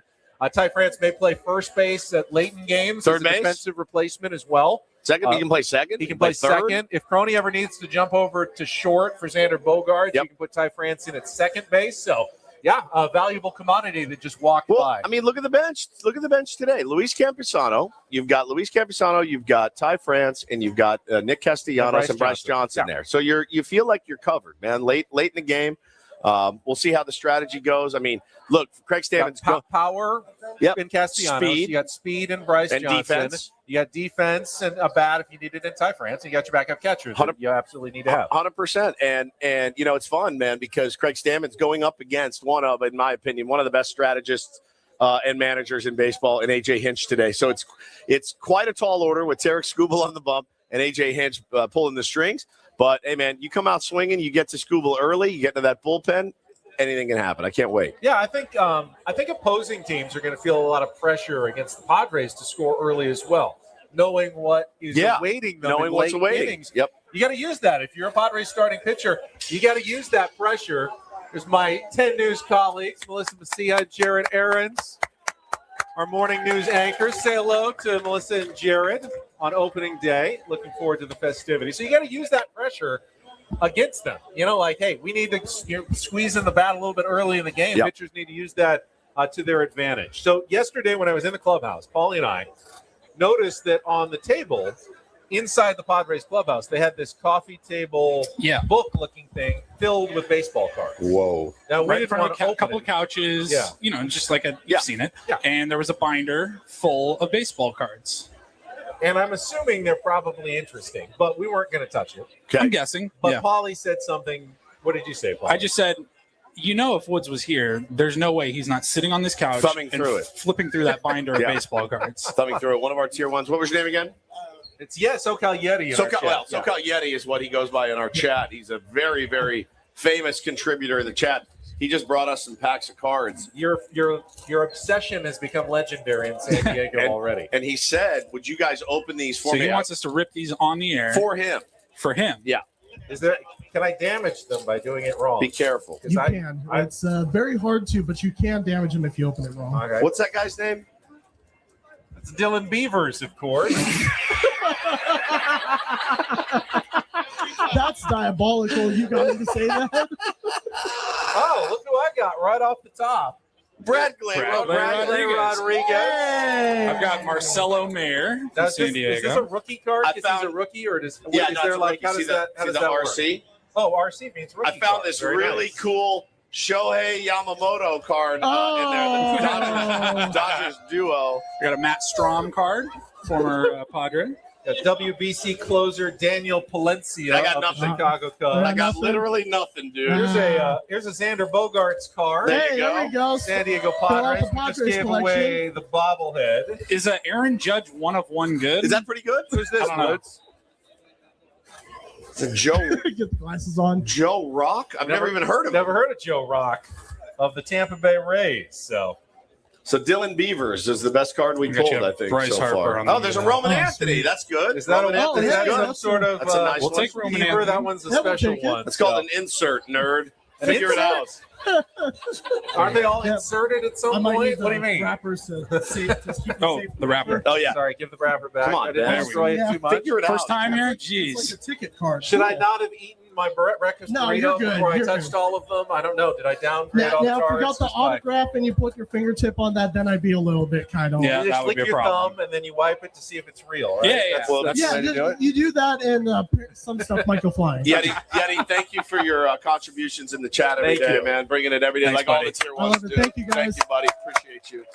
Thank you guys so much. Thank you. Dylan Beavers. Beaver Stadium. Purple said, "This is no place to be calling someone else a nerd." Yeah, that was the joke because Ben is now the coolest guy on Ben and Woods for sure.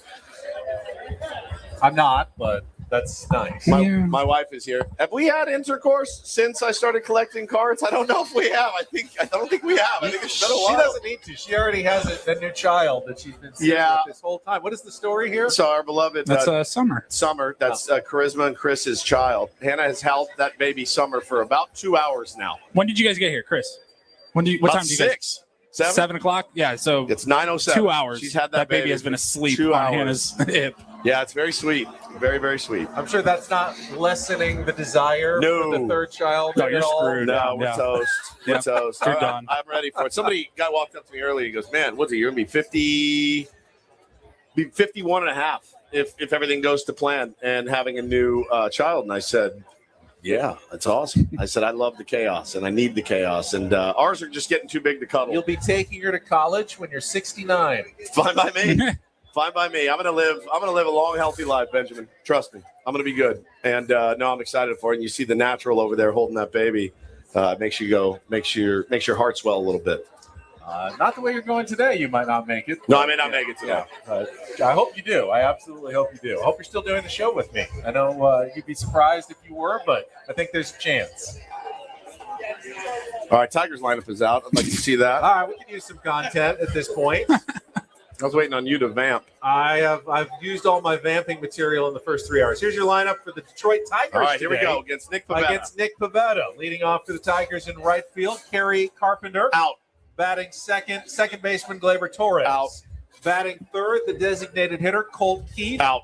The cleanup hitter is the left fielder Riley Green. Out. Batting fifth at first base, Spencer Torkelson. Out. Batting sixth, the rookie at third base, Kevin McGonigal. Hit. Batting seventh, the catcher Dylan Dingler. Out. Batting eighth, the center fielder Parker Meadows. Out. And batting ninth, maybe the most expensive number 9 hitter in baseball, the shortstop Javier Baez. Strikeout. With one Tarek Skubal on the mound. Yeah, I mean, we carved that up. Yeah, Carve that lineup up. I hadn't realized. I forget if it was Sammy or Major who. I think it was Sammy who had his Nick Pivetta last season against the Tigers, 7 shutout innings with 2 hits. A lot of similar names in that lineup. Yeah. I'd imagine that he faced last season when he pitched in Detroit in that series. So I had some success against these guys. Another reason why he probably got the opening day start against the Tigers. Yeah, in this one. no doubt, man. Should be a good game, man. Again, if you're a Detroit Tigers fan, you feel like you've got the arms. Certainly, they got some good guys down in the bullpen as well. Will Vest is a name that jumps off the page, but listen, I look at our lineup and I go, Boy, that looks pretty good. That looks pretty good. If you missed it earlier, the Padres lineup is Tatis, Bogarts, Machado, Merrill, and Duhar, Sheets, Laureano, Fermin, and Cronenworth. Our boss, Adam, really, really wanted us to try to read something into the lineup. We were kind of reluctant to do so, but I will give him Andujar over Castellanos on the first game of the season, leaving Casti on the bench.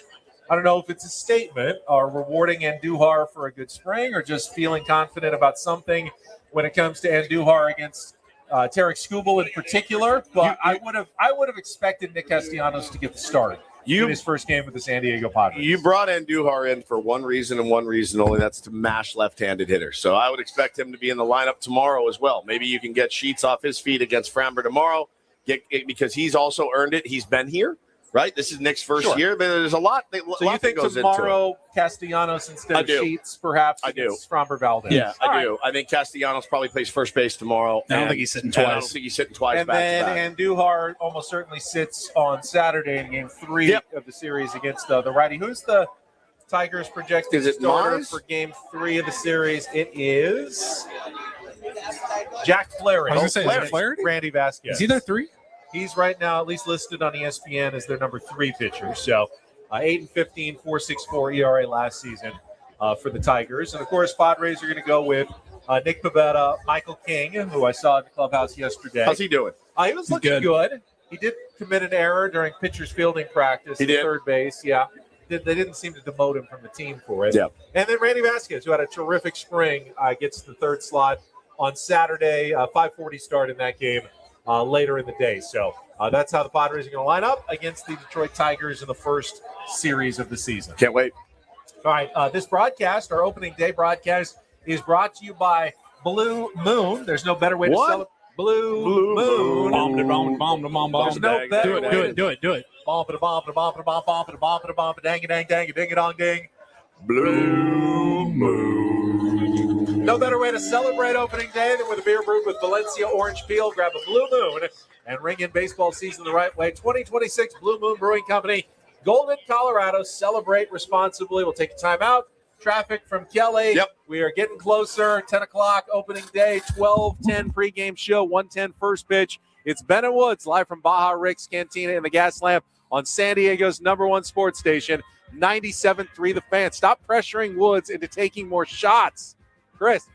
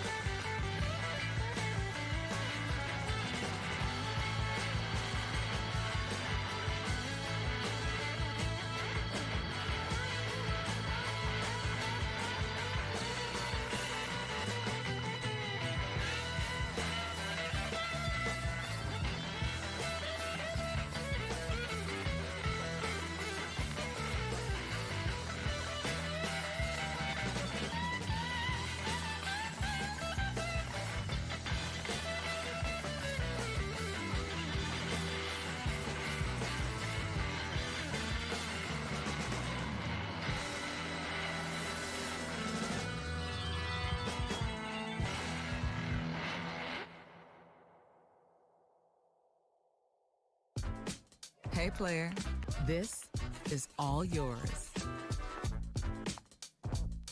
This room with this view. This speakeasy with this cocktail. Hey, could you make that too? The spa with this. Ah. And this pool on this roof. This is all for you. The all-new Hamul Casino Resort, now open.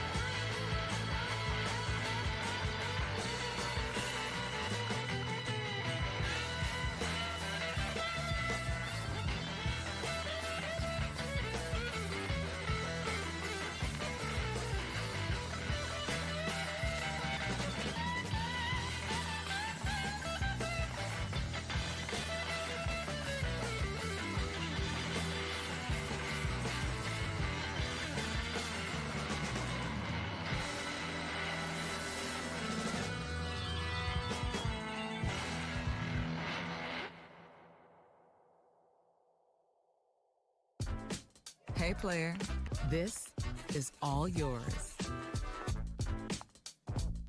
This room with this view. This speakeasy with this cocktail. Hey, could you make that too? The spa with this. Ah.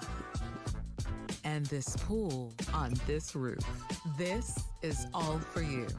The Ben Woods program brought to you by David P. Shapiro, criminal defense attorneys, helping good people regain control of their future when charged with a crime since 2010. Visit davidpshapirolaw.com. I need a nap. I know. Do have some breaking baseball news I just saw this morning. Is good. It is good. Oh, that's no good. I know. My two co-hosts are at least 2 sheets, if not 3 sheets to the win yet. 2 sheets to the win. 2 sheets like to the win. 2.5. 2.5 sheets over here. The Milwaukee Brewers today have placed outfielder Jackson Chourio on the injured list due to a fractured hand. Apparently, it happened while he was playing for Team Venezuela in the WBC on March 4th. No. Did not really make it public until today when they had to make their roster final moves. It happened on a hit by pitch from Clayton Beater when playing in an exhibition game against the Nationals. So he actually played through it in the WBC, but it kept getting worse. And an MRI revealed a small hairline fracture of the third metacarpal, which means Jackson Churio is probably going to miss 2 to 4 weeks to start the season. That's tough, man. For the Milwaukee Brewers. That is a tough way Pat to start. Murphy is always given one of the tougher jobs in baseball. Bro, literally. We can win 97 games. All right, we'll take away your best pitcher. Yeah. You'll deal with some injuries. We'll give you no depth. You have one of the lowest payrolls in baseball. We're not going to spend a dime to improve Now the team. make it work. Now make it work. And he My generally Lord. does. He generally does. He's done a really good job, as Craig Counsell did before he left for the Chicago Cubs. That's tough. But that's another thing that they're going to have to overcome. Churio last year hit 270 with 21 home runs, 78 runs batted in, and led the Brewers with 35 doubles and 4 triples. He, of course, already signed an 8-year, $82 million contract. I think even before he played his first big league game, He did. He already signed his big deal through all of his control-eligible seasons. He's a superstar. I mean, he is in Milwaukee. If you live in Milwaukee and, the ownership group is not great, they trade away your favorite players constantly, and they committed to this kid. He is why you go to that ballpark. I mean, to watch Jackson Churio play, that is a real tough blow for them. And they'll somehow figure it out and be there at the end, I'm sure. One of the most interesting things is that Milwaukee and San Diego are two of the most similar media markets. Yeah, by far as size, television households in Major League Baseball, two of the smallest in the league, yet, gone very different directions when it comes to payroll. Now, success-wise, the Brewers and the Padres have kind of been neck and neck in terms of making the playoffs. The Brewers obviously made it to the NLCS last year. The Padres went to the NLCS in 2022. They've been kind of neck and neck. The Padres have done it, though, with excitement, with glitz, with payroll. The Brewers have done it blue-collar. Gum and spit. Getting it done. Now, that would be a great advantage to the Brewers if all of a sudden then they decided, we've got all this extra money and we can sign some superstars to go with our gritty lineup that we've got, but they've never shown any indication of doing that so far. And that's why, the story that we're following about a potential new owner for the San Diego Padres is pretty huge. And got the news yesterday from The Athletic that the owner of the Detroit Pistons, Tom Gores, is the fourth and final pursuer of the San Diego Padres. The sale is expected to come down sometime in the next month. Final bids are coming in the next couple of weeks. And from all reports, the Padres could sell for over $3 billion, possibly over $3.5 billion, which is insane. Which is like maybe double what the Milwaukee Brewers are worth right now in a similar sized media market. But San Diego, of course, fills Petco Park every day. I look forward. Look at all the brown and gold. Look at out this, Padres Nation. I look forward to all of the "we were wrong" articles that never seem to come out. They never seem to come out. Again, every talking head in baseball, man, cool, but is it sustainable? Well, now we're on the market, on the hook, potentially for $3.5 billion. I'd say it was sustainable. One of the other things that was written about is that makes the Padres an attractive team for purchase is the potential changes coming in a new CBA. Yeah. It's not going to be an easy process, obviously, but whatever changes seem to be coming, it feels like it's going to limit some of the top teams and transfer some money to smaller medium markets. What the Padres are cheering for is a CBA that evens up the media money among the teams. Yeah. So the Yankees and the Dodgers and the Mets and the Cubs don't get the lion's share of local TV money because the Padres get almost none of that right now. Almost none. If they could, and the talk is they could instantly be getting like $100 million or more a year under a new CBA in TV money. That's money they can reinvest in the team. That's money that they can reinvest, of course, in Petco Park and keeping the fan experience a great one here in San Diego without it impacting payroll on the field. They can keep payroll high, and still continue to invest in everything else that makes Petco Park and the fan experience so great here in San Diego. Yeah, they've checked the boxes so far, Benny. It will be interesting to see who wins the final bid and who will be the next owner of the Padres. And I don't think I will get a chance to bend their ear at all when they get the gig. But if I could, and if I was able to, there's a lot of things I would tell them. And really, the first one is just stay out of the way. Stay out of the way. Don't feel the need to come in and put your immediate stamp on it. The guys that have been here, we made this point in spring training. It kind of hit me when we were at spring training, and we've been to, 7-8 spring trainings together as a show. And I looked around the field, and in an industry of churn, a lot of churn. Guys going, Cintas, my beloved Cintas. My favorite. It's probably got so much aspirin in there. I'm going to go rob that truck right now. In an industry, eye drops. In an industry, yeah, acetaminophen, Space blankets, antacid, cold packs, generic everything. In an industry, listen, we've churned a lot of players, right? There's no question. But when you look around, you're like, you've been here 10 years, you've been here 12 years, you've been here 15, you've been here 14. You look around at the staff and the people that are committed to it, and you go, this is what I'm talking about. Don't feel the need to come in and go, boom, wholesale changes. You're on the right track. I like that. I like that. It makes sense. Why would you buy a team just to blow it up? Because, that's ego. And even by blow it up is different than I got to get my stamp on it. I think you assess and you look around and you go, look at the commitment that these guys have made to bring a winner. And you can say a lot about AJ, you can say a lot about his staff, whatever. There's no denying the commitment. The commitment is there. Sometimes it does feel like he needs to be committed for some of the things that happen, right? But you cannot deny the commitment that he's shown and the tireless efforts of bringing a world championship here to San Diego. So we'll see what happens. So when it comes to the new owner, I'm not getting into a rooting situation. No, I'm really not either. Now that we know the four. I want a rich guy. They are incredibly rich. Learning a little bit about Gores. He bought the Pistons in 2011 for $325 million. At the latest estimate, anywhere from 3.65 to 4.17 billion. That's just the Pistons. Wow. Also is a 27% owner of the Los Angeles Chargers. Boo, fine, but the value of that franchise, 8 to 10 billion probably. So that's another, just his sports team alone investments are worth over $500 million easily. And now he wants to get into baseball as well. But is he going to be the better guy? Is it going to be Friedkin? Is it going to be Lacob, the Golden State Warriors owner? Is it going to be Jose Feliciano, the Chelsea owner? I don't really know, and I'm not going to it's got to be this. It's got to be this guy. We're going to be just like everybody else. We'll find out when the Padres make their decision. What about? And then we will live with it for good or ill, probably for the next couple of decades, at least here in San Diego. What about Sammy Hagar and Guy Fieri and Santo Tequila putting in a little bit? If we drink enough, they may be able to afford it. They're off to a good start. I think. I'm into it. Pretty savvy business guys. Very savvy. Give the morning guys more tequila. We actually have an autographed bottle of we do. Guy Fieri autographed Santo Tequila as well. Diners, drive-ins, and dimes. Yeah. You watch your show? No, I did not. Tournament of Champions. Yeah, never watched. watched. If that was a Sammy Hagar bottle, yeah, it's a little bit different. If that's a Sammy Hagar bottle, it's in my backpack right now. All right? Nothing against Guy, but no, Sammy's my dude. And Guy comes by like San Diego State games sometimes, right? His son is one of the team managers, I think. Freshman or basketball sophomore team. Yeah. What do we? Nothing? All right, we're going to take a time out then. Last one. Yeah, last time out. Yeah, buddy. And then we will wrap things up going until 10 o'clock. We'll turn things over to Braden and Frank, who will lead you right into Padres pregame at 12:10 with Sammy Levitt, live from Baja Rick's Cantina. It is our opening day broadcast on San Diego's #1 sports station, 97.3 The Fan.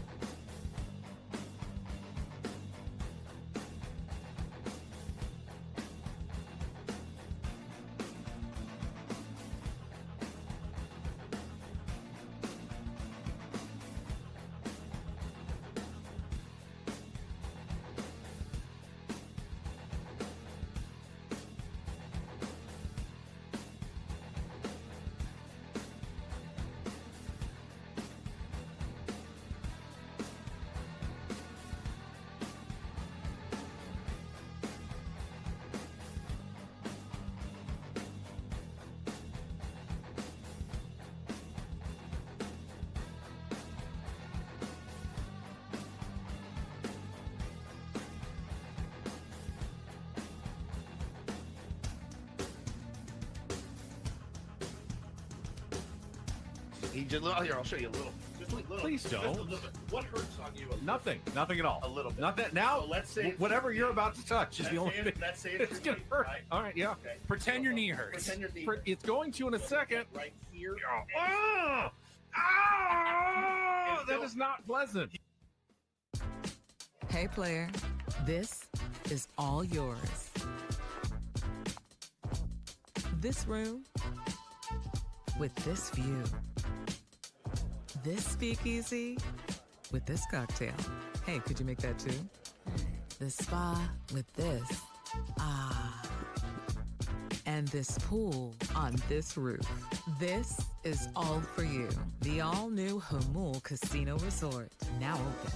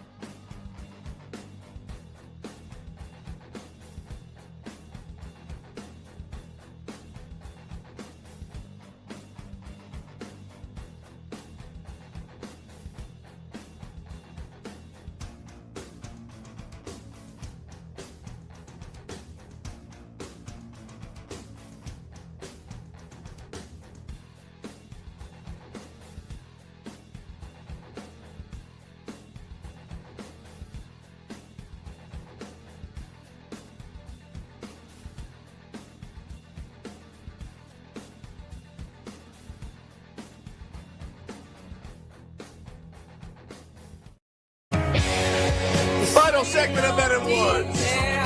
You don't have to shout. That's what these microphones are for. Oh my God, where did more of this tequila come from? That's the reposado. I don't know why they felt like you needed that. Please don't. Please don't. No. Oh boy. All right. Yeah. Before we forget, or Wally and Woods are too drunk to remember, let's try to thank everybody who's been a part of this today. Let's start with Mike Prosser and JR and the engineering staff. And you. Thank you. Yeah. For helping But us mostly set thank you, up. Benny. You're welcome, Paul. I love you so much, You got man. to sit between us, just pounding booze. Our promotion staff here at 97.3 The Fan. We still have the bat, the Manny Machado autographed bat to give away. Hey, I'll give you $100 if you can name one of the promotion staff. Andrea. Damn it! All right, I'll give you You owe me 100. double or nothing. Name two. We've got Olivia. No, that's Okay, wrong. I forgot already. Back I know. to zero. All right. We're Thank back you. to even. Thank Fine. you. I got Oh. one. Our boss, Adam Klug, Michael Valenzuela are here, which is appreciated. Kiss We've ass. got Kyle back in the studio. Doesn't get to be here. and Kyle, run we the love show. you. Great job. We've got the amazing Tier 1s who have packed this place from 6 a.m. And can we all give a big round of applause to our host, Baja Rick? Baja Rick! Baja Rick, the man, the Where is myth, the Baja legend, Rick? with his fajitas and his great baños, which we finally got to experience here. What an upgrade on the baños. They are terrific. They are The so food good. Had an unbelievable breakfast burrito. You guys had your breakfast tacos. You Yep. can still come by. All pregame, all day. If you don't have tickets, come by and watch the game here or enjoy the postgame after the game here at Baja Rick's. You really can't get a better location. Right next to the Omni, the Hard Rock, the Trolley Station, and the Convention Center. You can't be in the gas lamp without going by Baja Rick's Cantina. Thank you to everybody that gave us stuff. Oh my God, Roby, I made- Omar, I made Wristband Girl. Thank you. Made out like a bandit, bro. Like a bandit. I like these because I chew on these. Little chew toys. Yeah.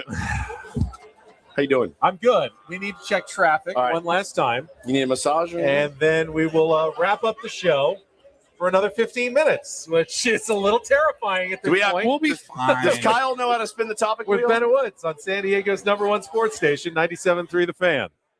From the 855 Get Ross Traffic Center. Injured? Demand justice. Demand Jurowitz. 855GetRoss.com. Here's Kelly Danick. Traffic is brought to you by local and veteran-owned Sedano, Ford, and Lincoln in La Mesa. Well, some improvements on southbound 15 accident has cleared near West Bernardo. Unfortunately, we're seeing a huge amount of residuals slowing all the way down from Gopher Canyon. So leave extra time for travel if that is your route. Southbound 5, SeaWorld Drive off-ramp. There is a stalled vehicle in the center divide. We've also got this collision on westbound King Freeway, clearing up near Euclid. Another accident up ahead near the 5. Looks like it's over the right shoulder, but fire crews got that right lane blocked at the transition West King Freeway to the 5.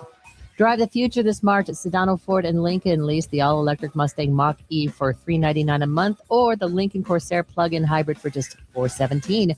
Stay classy, San Diego, and visit SedanoFord.com today. For more details, visit SedanoFord.com. I'm Kelly Danik with Ben and Woods, San Diego's #1 sports station, 97.3 The Fan.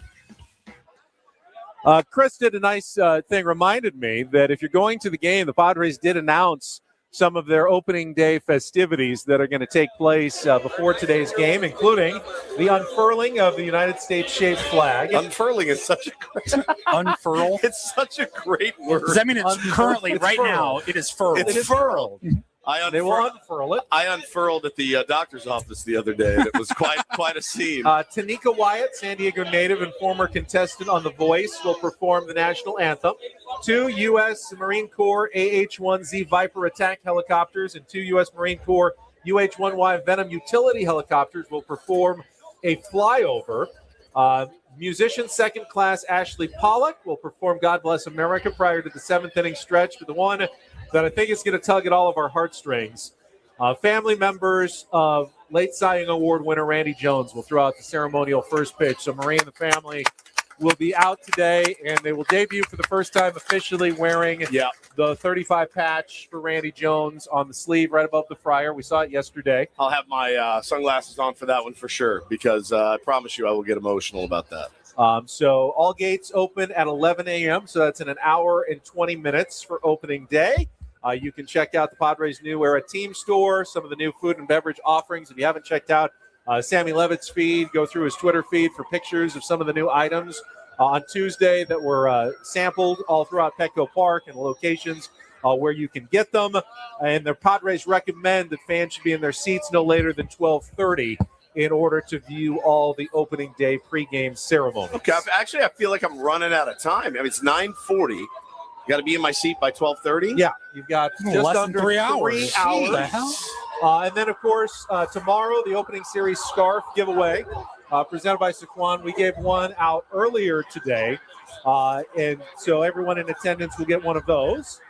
And then the belt bag is going to be given away on Monday, presented by Quidel Ortho, and we gave away one of those earlier as well. But we do have one final giveaway, and Woods had the idea that maybe we should do it on the air. It's actually Adam's idea. Everyone that's been here has been putting their name into the hopper throughout the show today, and anyone who is present has the opportunity to win our grand prize, a Manny Machado autographed baseball bat. Is that one of his bats? For your collection. No, but it is a bat with This his is a signature bat. on it. This is a San Diego it's a- Padres okay. Rawlings bat. Got it. Autographed by Manny Machado. It's got the authenticity sticker. How do you say that word? Hmm? Authentication. I wanna see it. Authentication. Just All let me right, see it. Take it.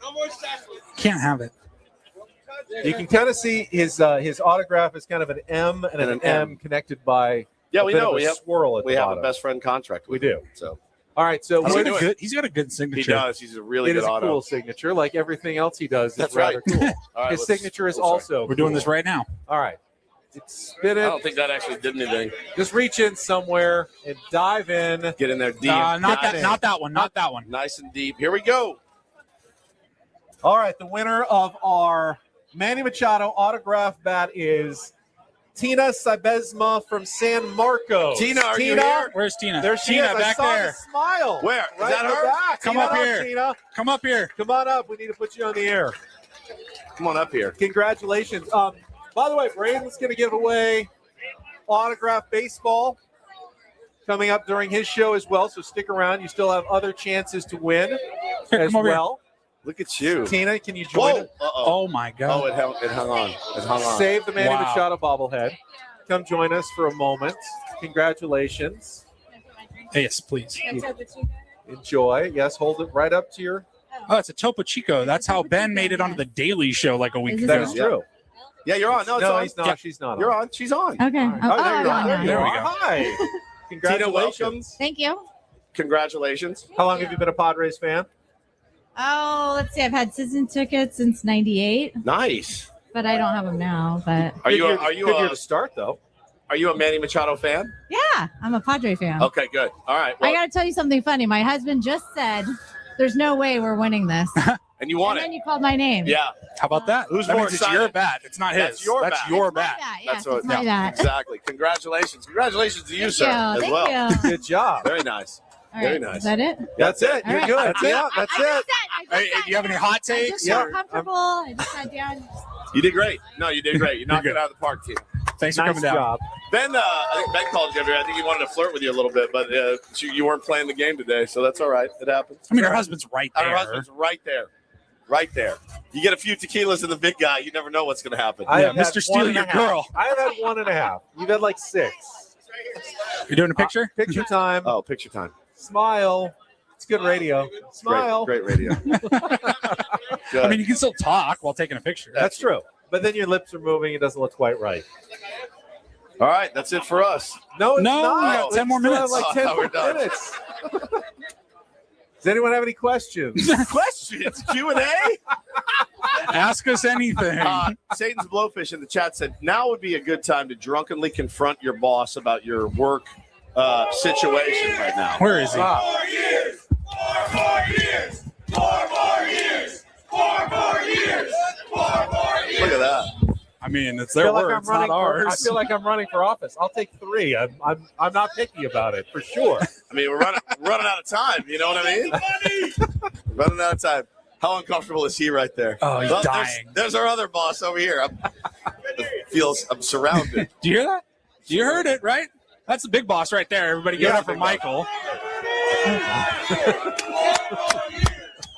more years. 4 more years. 4 more years. I don't know. All right. I don't know. If this makes you very uncomfortable. No, Ben I'm happy hates about this. it. He hates I'm it. happy Ben is about dying right I'm have anything that stretches the content here because, as you can tell, I've kind of exhausted the reserves at this point. You did great. I think last few minutes, just final thoughts heading into the season here. I mean, it's well, listen, remember. Do you remember my bit this year? you have 10, right? 10. I've got 10 chips to spend. 10 out of 162. 10 flip outs? 10 absolute meltdown flip outs. Everything out. We lose today. Oh. Hey, BFD, buddy. No, you got 161 more. I say that now. We'll see how much. We'll see how much sangria. Is there any scenario which would lead to a meltdown tomorrow morning? Yeah. Really? Like you blow a big lead. I Remember don't know. Blake Snell walking 6 on opening day that one year? Yeah. I absolutely lost my mind the next morning. I lost my mind. I don't think you should use it against I Terry was like, Skubal, I was like, should. he struck out 9 in like 4 innings. Yeah. You're like, I don't care. I was so hungover. I was so mad. I was like, this is how it's going to be all year? But I'm only going to give myself 10 chips to throw in and go, you know what? This team's driving me crazy. So Which I think is healthy. You got to be careful. But yeah, I mean, be judicious. It's like a challenge. I'll be judicious with my challenge. I mean, hopefully they only lose about 65 to 70 games all season long. So you're still going to be flipping out once every 6 or 7 losses over the course of the season. That's not as small of a number as you may think over the course of an entire baseball season. I've had such a good time today. Such a great time. So good to see all your beautiful faces. Many of you I've seen every opening day. Hopefully we'll see you for many, many more years to come. But it's been awesome. I always have a great time down here. You know, one thing, we did it early this morning, 7 o'clock. We had our tournament of drops and our final 4 matchups and results. Our championship is live now. You can go on social media. It's my first I got to put it out on chance, Instagram still. But yeah, Woodsy has made it to the championship round. I won't say what's what. I will say it. The early numbers, it's about as close as a race as you can possibly get. So get out and vote for either Woods or Mud. I mean, it's our such a Tournament of Drops no-brainer. champion. You're going to vote for Mud. I get it. I'm always the That's what I bridesmaid. voted for. You voted for Mud? Oh, my God. I haven't voted yet. Don't eat me. Vote for me. But you have until tomorrow morning. Tomorrow is going to be our 8th anniversary as well. Like 50.3 to 49.7. I mean, Holy it can cow. go either way. We've got, all day today and overnight, but we'll have a result in the morning for you. It's definitely so. Last year, our anniversary was actually here, right at Baja Yeah, I Ricks. think It so, was yeah. on opening day. Yep. tomorrow is going to be our most bleary-eyed, hungover anniversary I show. may not make it, you may not actually. even make it to the anniversary show tomorrow. Did you guys plan anything for tomorrow? No, nothing. No. I was just going to come in and speak very eloquently about how much you guys mean to me and how much fun it's been. Yeah, and, yep. Thanks. It's gone. He's gone away from the sure to the. I did grow up in Southern California. It's crazy. He got me yesterday. But I love you, and I'm honored to do this with you. Can I have some of your water? Yeah, thank you. Please take all of it. Yeah. And maybe a coffee as well if you've got the time. Yeah, I mean, I'm optimistic about this season. Sure. You know, how could you not be? I think the Padres could go a lot of different directions, but I like the lineup. The bullpen is great. What did we made Starting pitching is our certainly a concern. predictions yesterday. Do you guys remember what you picked? 87 wins is what I had. I think I was 88. 87. You know, AJ Cassavell, I saw later, had the exact same prediction I did. I saw that. 87 and You could say 75. 86. So, Woods, you said 88 and you said something like 85, I think. I think you were at 85, which was right on the cusp of what it probably is going to take to make the playoffs. 85, 77, 88 and 74, 87, 75. Last year, 83 wins actually snuck into the National League playoffs, but it took 89, I believe, to get in the American League. So you don't really know where that number is going to land. You know, I'd rather get in the playoffs and have a worse season overall than not get into the playoffs and have a better season. Yeah, you know what I mean? I don't care. I just want to get into the playoffs. Last year was, you had that opportunity in front of you.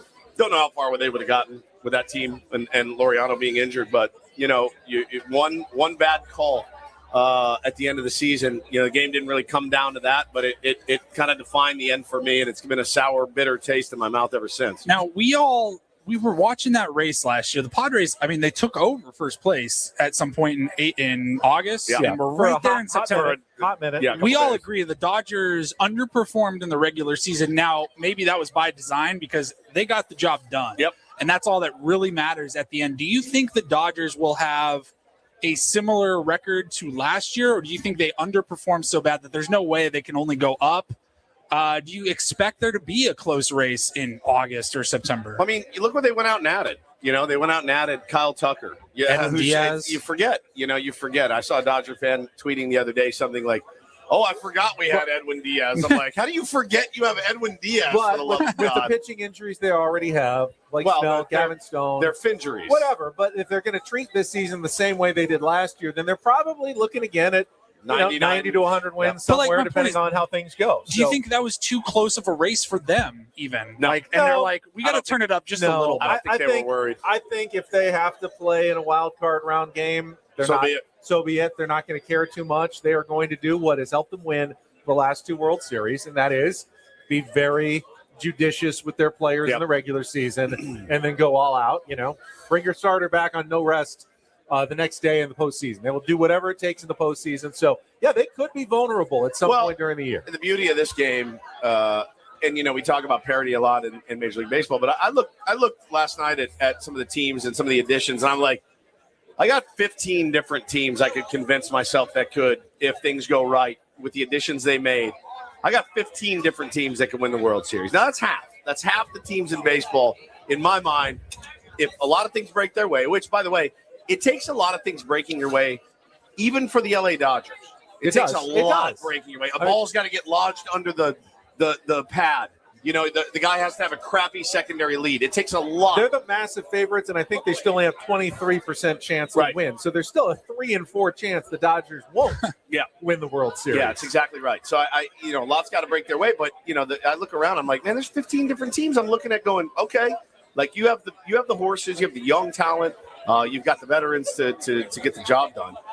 And we'll see what shakes out at the end, but it all starts today, man. I think one key going into this season is you want to see good minor league development for the Padres because you want AJ to have chips at the trade deadline. If the Padres are in it, you want AJ to have toys to play with trade to get whatever pieces because he's going to need some pieces. Probably pitching, going to need some pieces at the trade deadline. He'll be scouting all first 3 months of the season to see what he thinks is going to be available and what could help the Padres in the second half of the season. 100%. And my guess, if they're close, they're in a playoff position, which they should be by the middle of July. He'll be looking to add a good starting pitcher, that can really be someone you think is going to pitch in the postseason. Not a fifth starter, but like a good starting pitcher for this last 2 months of the season. Can't thank you guys enough for showing out today. Make some noise, Tier 1. You guys are unbelievable. Holy cow, it is packed. Unbelievable. Yeah, sorry we had to blab through our last segment of the show, but opening day always takes a lot out of us. Hey, be safe out there. Cheer the Padres onto a victory against Tarek Skubal. We got Braden and Frank will be coming up next with 2 more hours of live broadcast here at Baja Rick's Cantina and the Gas Lamp, broadcasting live from our Bill House Studios. We know how. Thank you for joining us. Better Woods. Can't wait for the 2026 season to start. We are just hours away, 3 hours away, right here on San Diego's #1 sports station, 97.3 The Fan.